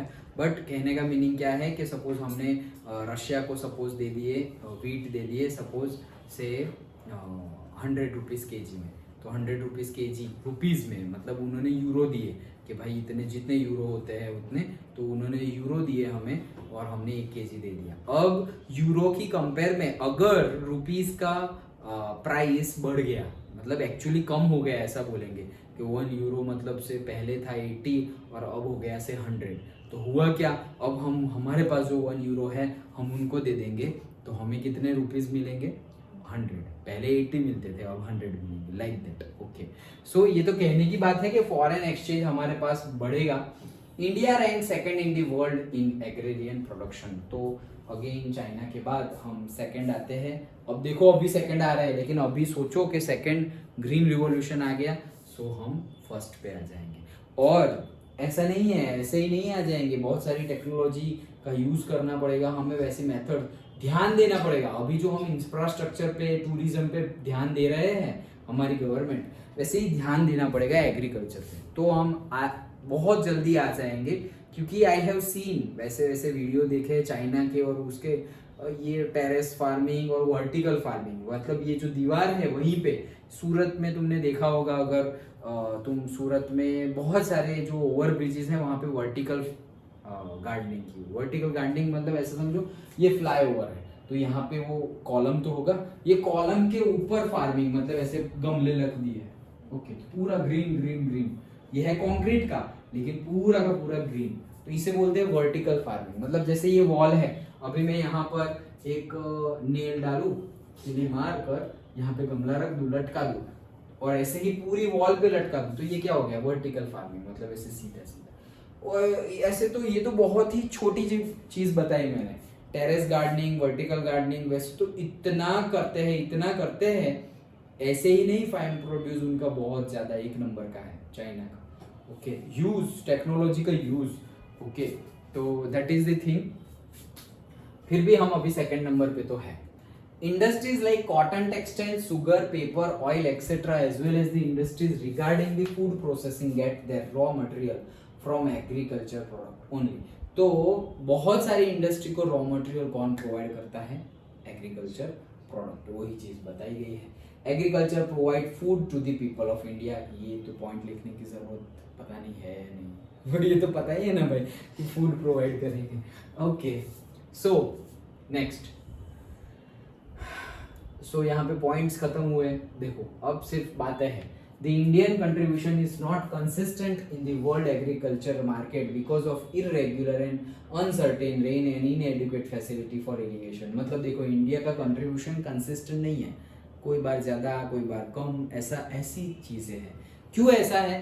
क्योंकि रेन कंसिस्टेंट नहीं है. कोई बार ज़्यादा रेन हुआ, कोई बार कम हुआ, कोई बार मॉडरेट हुआ, वैसा.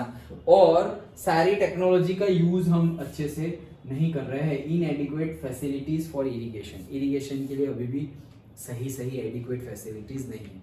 इसकी वजह से इंडिया का इनपुट वर्ल्ड एग्रीकल्चर में कंसिस्टेंट नहीं है. है तो अच्छा, लेकिन ऐसा नहीं कि हर साल अच्छा. कभी सेकंड पे, कभी थर्ड पे, कभी फोर्थ पे, कभी फिफ्थ पे, वापस सेकंड पे, लाइक दैट. ऐसे अप डाउन होता रहता है. देखो तुम ये ग्राफ देख के ही पता चल जाएगा. देखो 2009-10 किस चीज़ का है? ये कॉटन का है ना, दिखाई नहीं दे रहा है. यस, कॉटन का है. सो कॉटन का प्रोडक्शन गिवन है यहाँ पर. सो देखो कॉटन का प्रोडक्शन 2009-10 में इतना था, फिर बढ़ के इतना हुआ, फिर इतना हुआ. अब देखो अब बढ़ना चाहिए, ये आ जाना चाहिए, कम हो गया। ये इंक्रीज हो रहा था, देखो 11 2009 10 10 11 11 12, तो कंटिन्यूसली 2 years ये बढ़ा, एक साल ये दूसरे साल पे बढ़ा, तीसरे साल कम हो गया, एक साल बढ़ा, दूसरे साल बढ़ा, तीसरे साल बढ़ना चाहिए तो कम हो गया।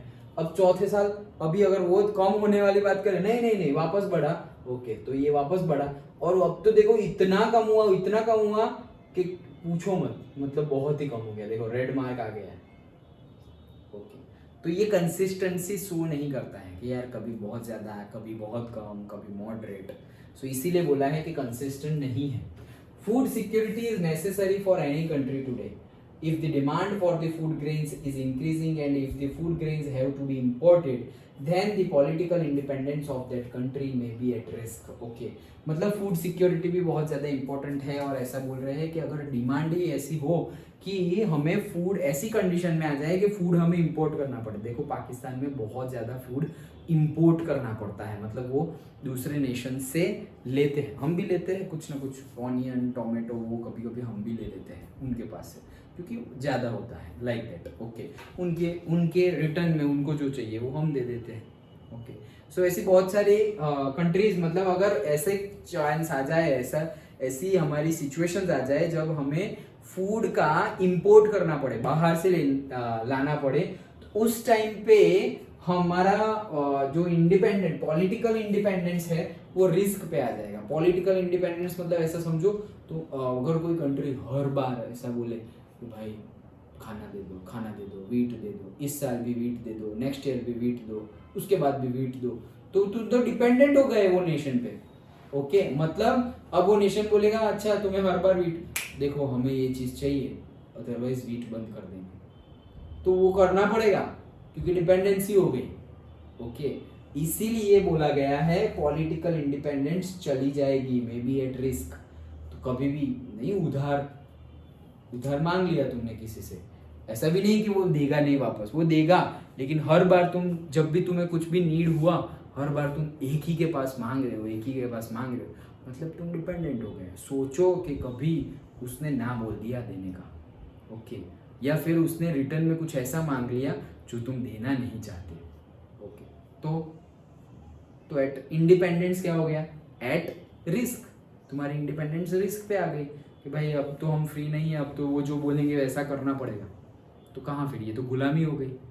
ओके इसीलिए लिखा हुआ है We have become self-reliant in the field of grain production due to green revolution. Green revolution की वजह से हम ग्रेन पे तो सेल्फ रिलायंट है, मतलब हम इंपोर्ट करते नहीं है। हाँ वेजिटेबल्स एंड फ्रूट में हम करते हैं, स्पाइसेस, कॉन्डिमेंट्स एंड स्पाइसेस पे भी हम नहीं करते।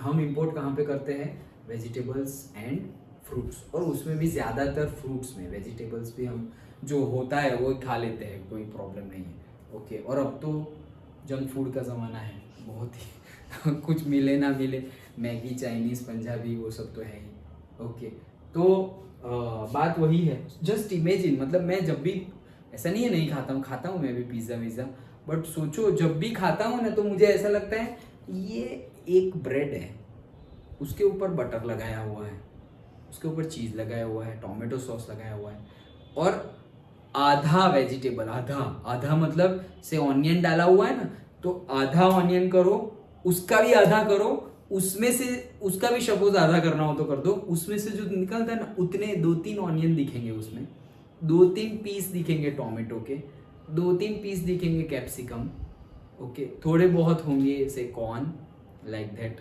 और उसका हम पे कितना करते हैं से 200 rupees, 150 rupees, 200 rupees, just imagine. Okay क्यों, कल्चर बन गया है कि खाना है, अच्छा लगता है खाओ, ऐसा नहीं घर पे बनाओ खाओ, हमारे घर पे तो बनता है, और ऐसा नहीं कि सिर्फ वो पैसे बचाने के लिए घर पे बनाते हैं, it's not like that, tasty होता है, ज़्यादा भी खा जाते हैं। ओके अनलिमिटेड में नहीं खाया जाता, उससे ज़्यादा तो घर में खा जाते हैं। और गेहूँ वो जो बेस होता है ना, वो व्हीट बेस, ओके मैदा नहीं, व्हीट बेस, तो अच्छा है। रोटी नहीं खाते, मैं मुझे तो स्कूल टाइम से मम्मी ऐसे ही देती थी कि भाई ऐसे रोटी है, रोटी के अंदर ऐसे सब्जी डाल दी, ऐसे करके रोल करके दे दिया। जैसे हम वो जैम लगाते थे, कितना कुछ जैम ऐसे रोल करके दे दिया। वेजिटेबल जैसे फ्रैंकी, ये मम्मी पहले से ही फ्रैंकी दे रही है मुझे, तो ऐसे रोल करके फ्रैंकी दे दी, वेजिटेबल्स डाल दिए, चीनी डाल दी, सिर्फ चीनी डाल के रोल करके दे दिया। खाया है कभी? खा के देखना, बहुत मस्त लगता है। रोटी उसके ऊपर चीनी डाल दी, चीनी शुगर, ओके, रोल करके खाओ, बहुत मस्त लगेगा। खाना एक बार, आज ही खाना। ओके चलो, सो ग्रेन्स में तो हम सेल्फ रिलायंट है, बट बाकी जगह पे नहीं है। Along with the increase in the farm production, there is an increase in the population of the country. Farm production तो बड़ा, ग्रीन रिवॉल्यूशन आ गया, लेकिन ये तो कितना खतरनाक वाला है, रिवॉल्यूशन नहीं, रिप्रोडक्शन कर दिया है हमने। ओके तो फिर कहाँ से फिर ये होगा? ओके इतना अच्छा ग्रीन रिवॉल्यूशन तो कर दिया हमने, अरे डबल कर दिया प्रोडक्शन, अरे डबल क्या ट्रिपल हो गए हम पॉपुलेशन में। ओके सो फिर क्या करेंगे? वही चीज है। Okay there is an increase in population. In 1951 India's population was, ले लो, मैंने तो कितना 3 गुना बोला ना, 5 गुना हुआ है, 5 गुना। कितना है? 36 करोड़ 10 lakhs, अभी है 150 crore plus. Okay 36 crore 10 lakhs which today is more than, ये 125 नहीं है हाँ? अभी कितना है? 150 प्लस है, 150 करोड़ प्लस है। ये तो पुराना डेटा है, सोचो पुराना मतलब बुक बनी थी और हम पढ़ रहे हैं, उसके बीच में 25 करोड़ पीपल ऐड हो गए जब बुक पब्लिश हुई, और अभी अब जब हम पढ़ रहे हैं उसके बीच में 25 करोड़ ऑफ पीपल ऐड हो गए हैं इंडिया में। जस्ट इमेजिन रेट कितना हाई है। This has increased the demand for food grains. अभी ऑब्वियसली डिमांड तो बढ़ेगी ही, लोग बढ़े तो। However, there has been an increase in the production of food grains in the country during the last 5 years. Last 5 years में बढ़ा है, अच्छा हुआ है। 51 India had produced 51 crore ton of food grains, which has increased a record level of 265 crore tons in 2013-14. अब तो हम 300 भी पहुंच गए हैं। ओके 1 टन मतलब 1000 kg, 1000 kg मतलब से एलिमेंट 2 टन का होता है, 2000 kg। Okay so 1 ton is equals to 1000 kg, 1000 kg मतलब 1 टन। सो 265 crore of ton. Okay with the food grains which we have all, देखो ये तो मैंने डाउनलोड तो अभी किया है, लेकिन यहाँ पे कुछ लिखा नहीं है। तुम्हारी बुक के हिसाब से डेटा लिखना, सब में डेटा सेम है क्या? ये नंबर्स वही लिखना, क्योंकि पब्लिश अगर अलग अलग ईयर में हुई है, सीबीएसई में ये बहुत होता है, अलग अलग ईयर में पब्लिश हुई है तो ये 265 का 275 हो जाएगा, 285 हो जाएगा, लाइक दैट। तो वही नंबर लिखना है तुम्हें। So with the food grains which we have today, the minimum requirement of the country can be fulfilled. तो भाई मिनिमम रिक्वायरमेंट तो फुलफिल हो जाती है। It is necessary to maintain buffer stock and to increase it. Buffer stock maintain करना जरूरी भी है, ओके, एंड इंक्रीज भी करना है। By the buffer stock of the grains, the scarcity of the grains can be prevented during the drought or in the case of adequate production of the food grains। मतलब कि अगर buffer stock रखेंगे, storage रखेंगे, जब scarcity होगी, flood आएगा, drought आएगा, बहुत ज़्यादा रेन हुआ या रेन हुआ ही नहीं, वो सब कंडीशन में हमें नेसेसरी फूड तो मिल जाएगा। The wastage of food grains can be prevented by implementing the techniques to preserve the grains in the warehouse। भाई इस पे तो गवर्नमेंट को बहुत काम करने की जरूरत है। आई हैव सीन, क्या वेयर हाउस जो है उसमें हमने बफर स्टॉक रखा है इमरजेंसी के लिए, लेकिन इमरजेंसी आए ना आए वो बिगड़ जाता है। क्यों? अच्छे से उसको मेंटेन नहीं किया गया है। अंदर सपोज रैट्स घूम रहे हैं एंड ऑल, तो सारा खाना खा लेंगे वो लोग। ओके सो बफर स्टॉक रखो, लेकिन उसको अच्छे से मेंटेन करना है।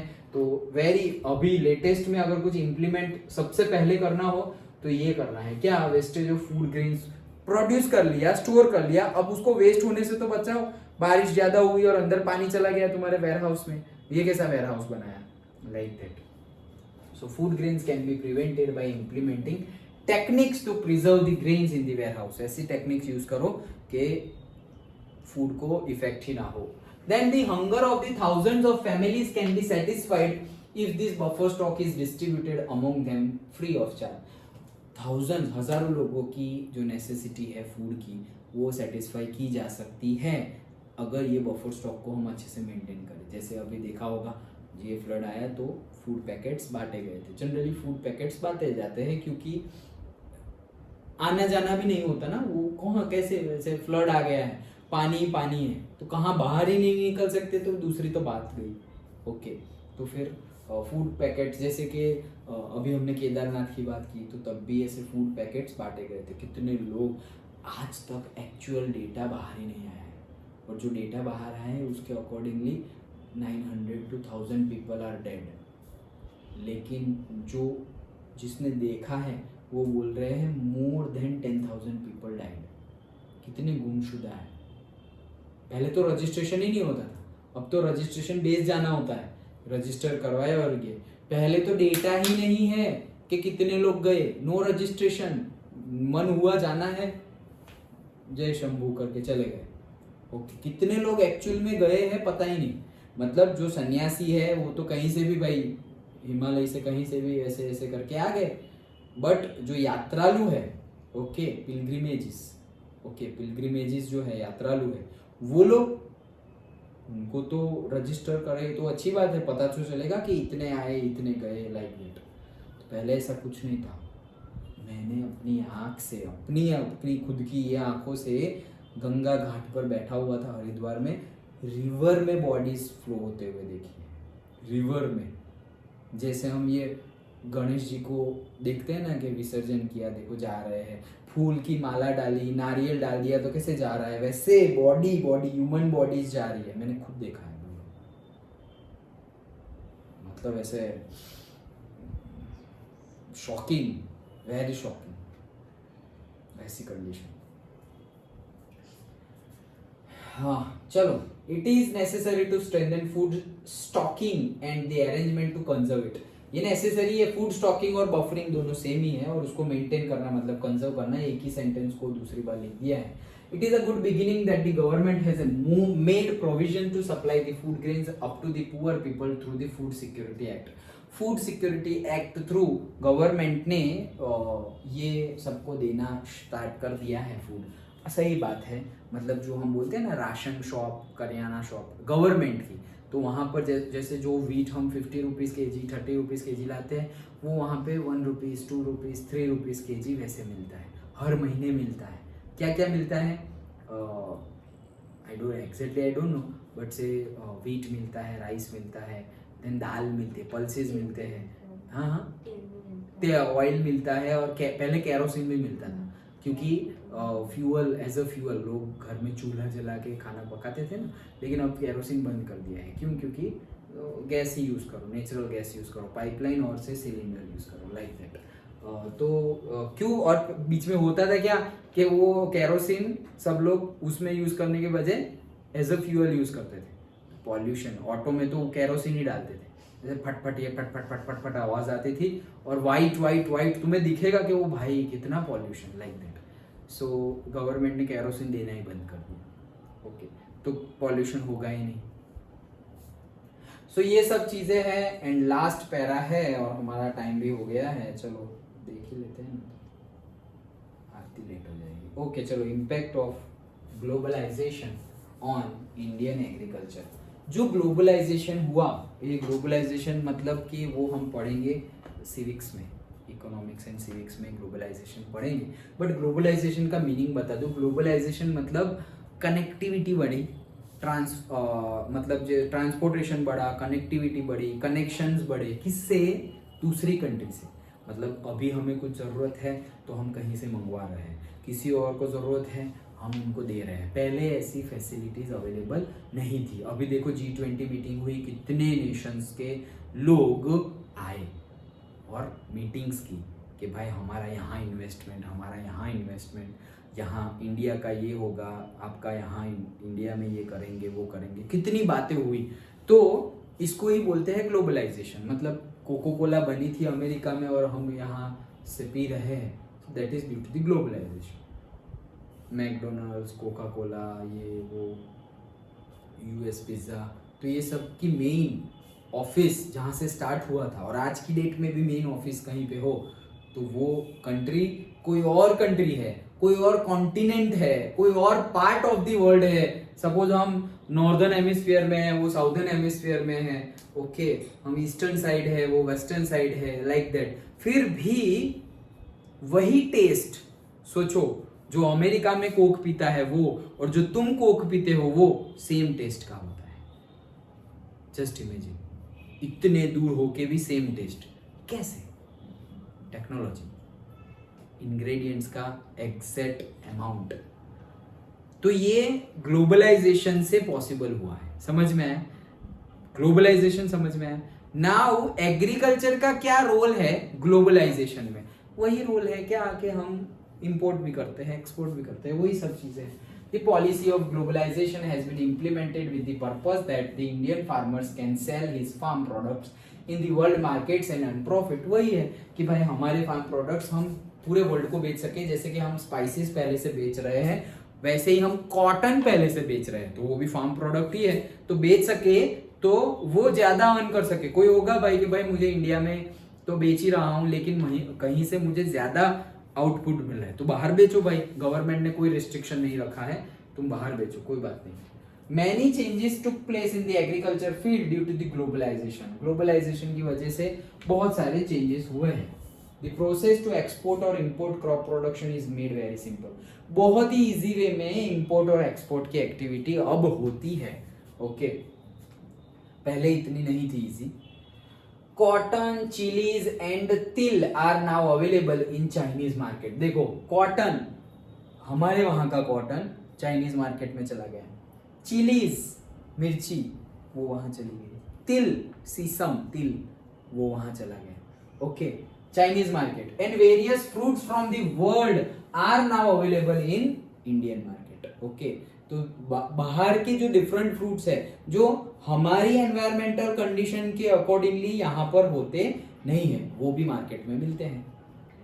Okay, so that is due to which? Due to globalisation. समझ में आया?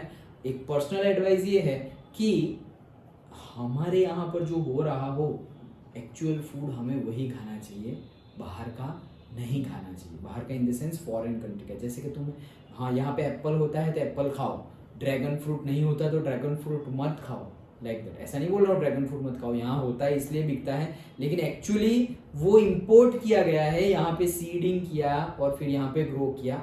ओके, एक्चुअल में it is not the national food, पहले से यहाँ पर नहीं होता था। क्यों?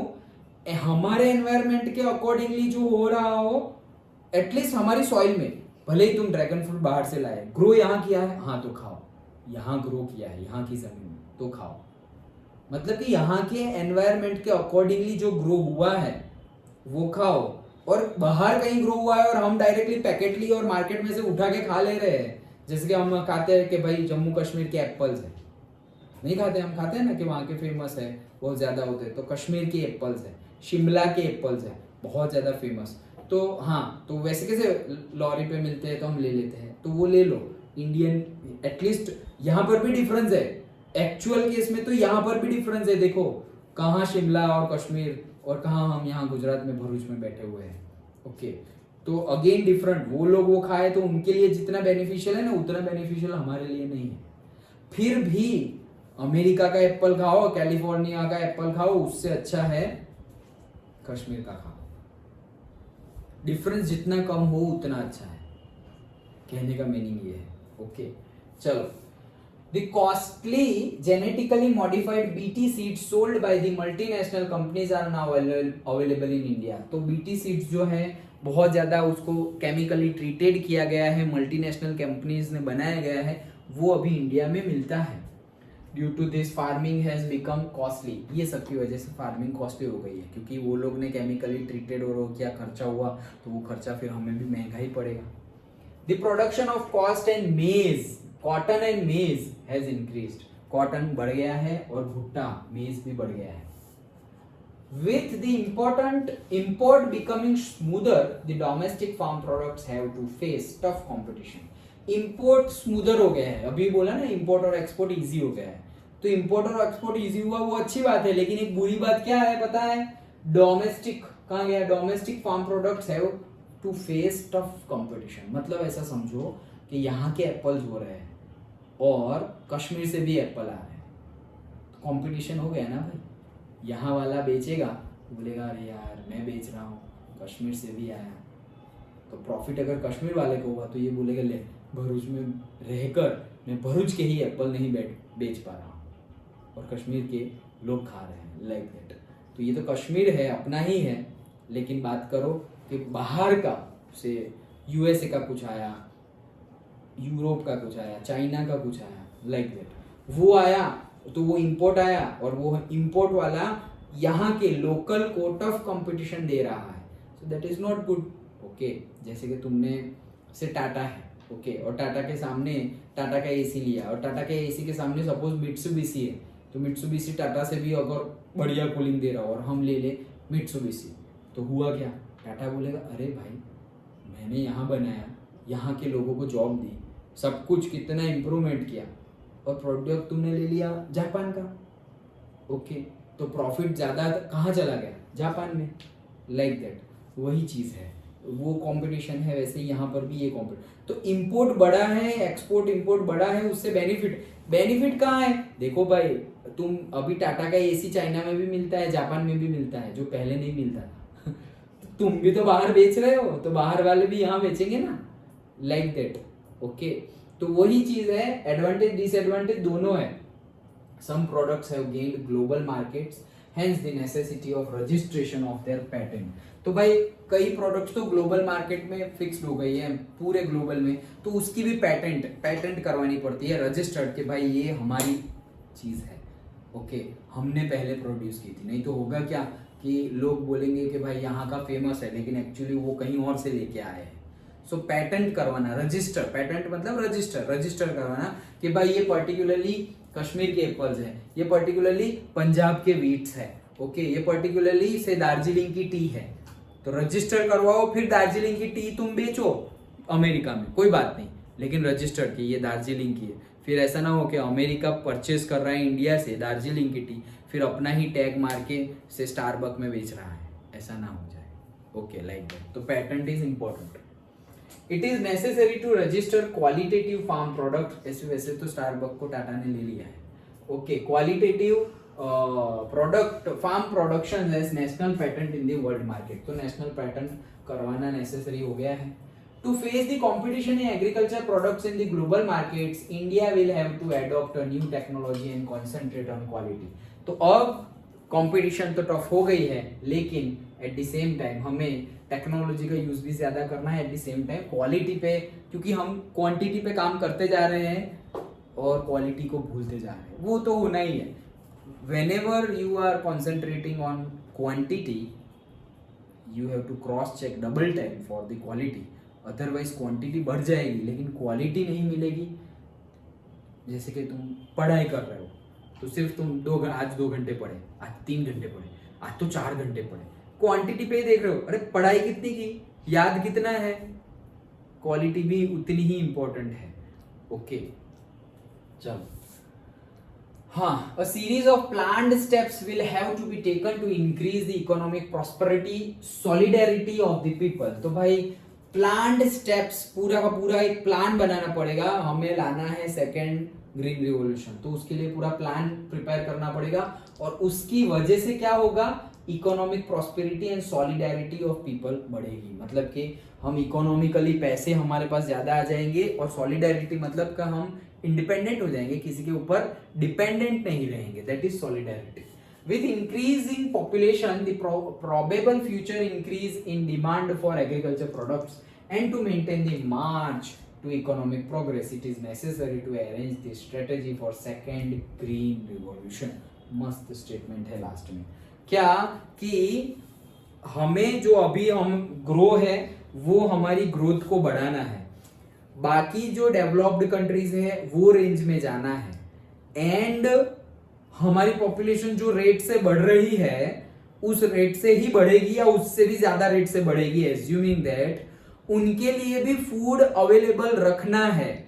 और अगर ये सब कुछ करना हो तो ग्रीन रिवॉल्यूशन ही एक ऑप्शन है, और उसी के लिए हमें प्रिपेयर रहना चाहिए, उसी के लिए हमें प्लान करना चाहिए एंड ऑल। आया समझ में?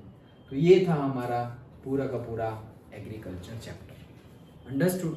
यहाँ पे चैप्टर कंप्लीट होता है and then we will see what civics 16 और 17 इकोनॉमिक्स। ओके।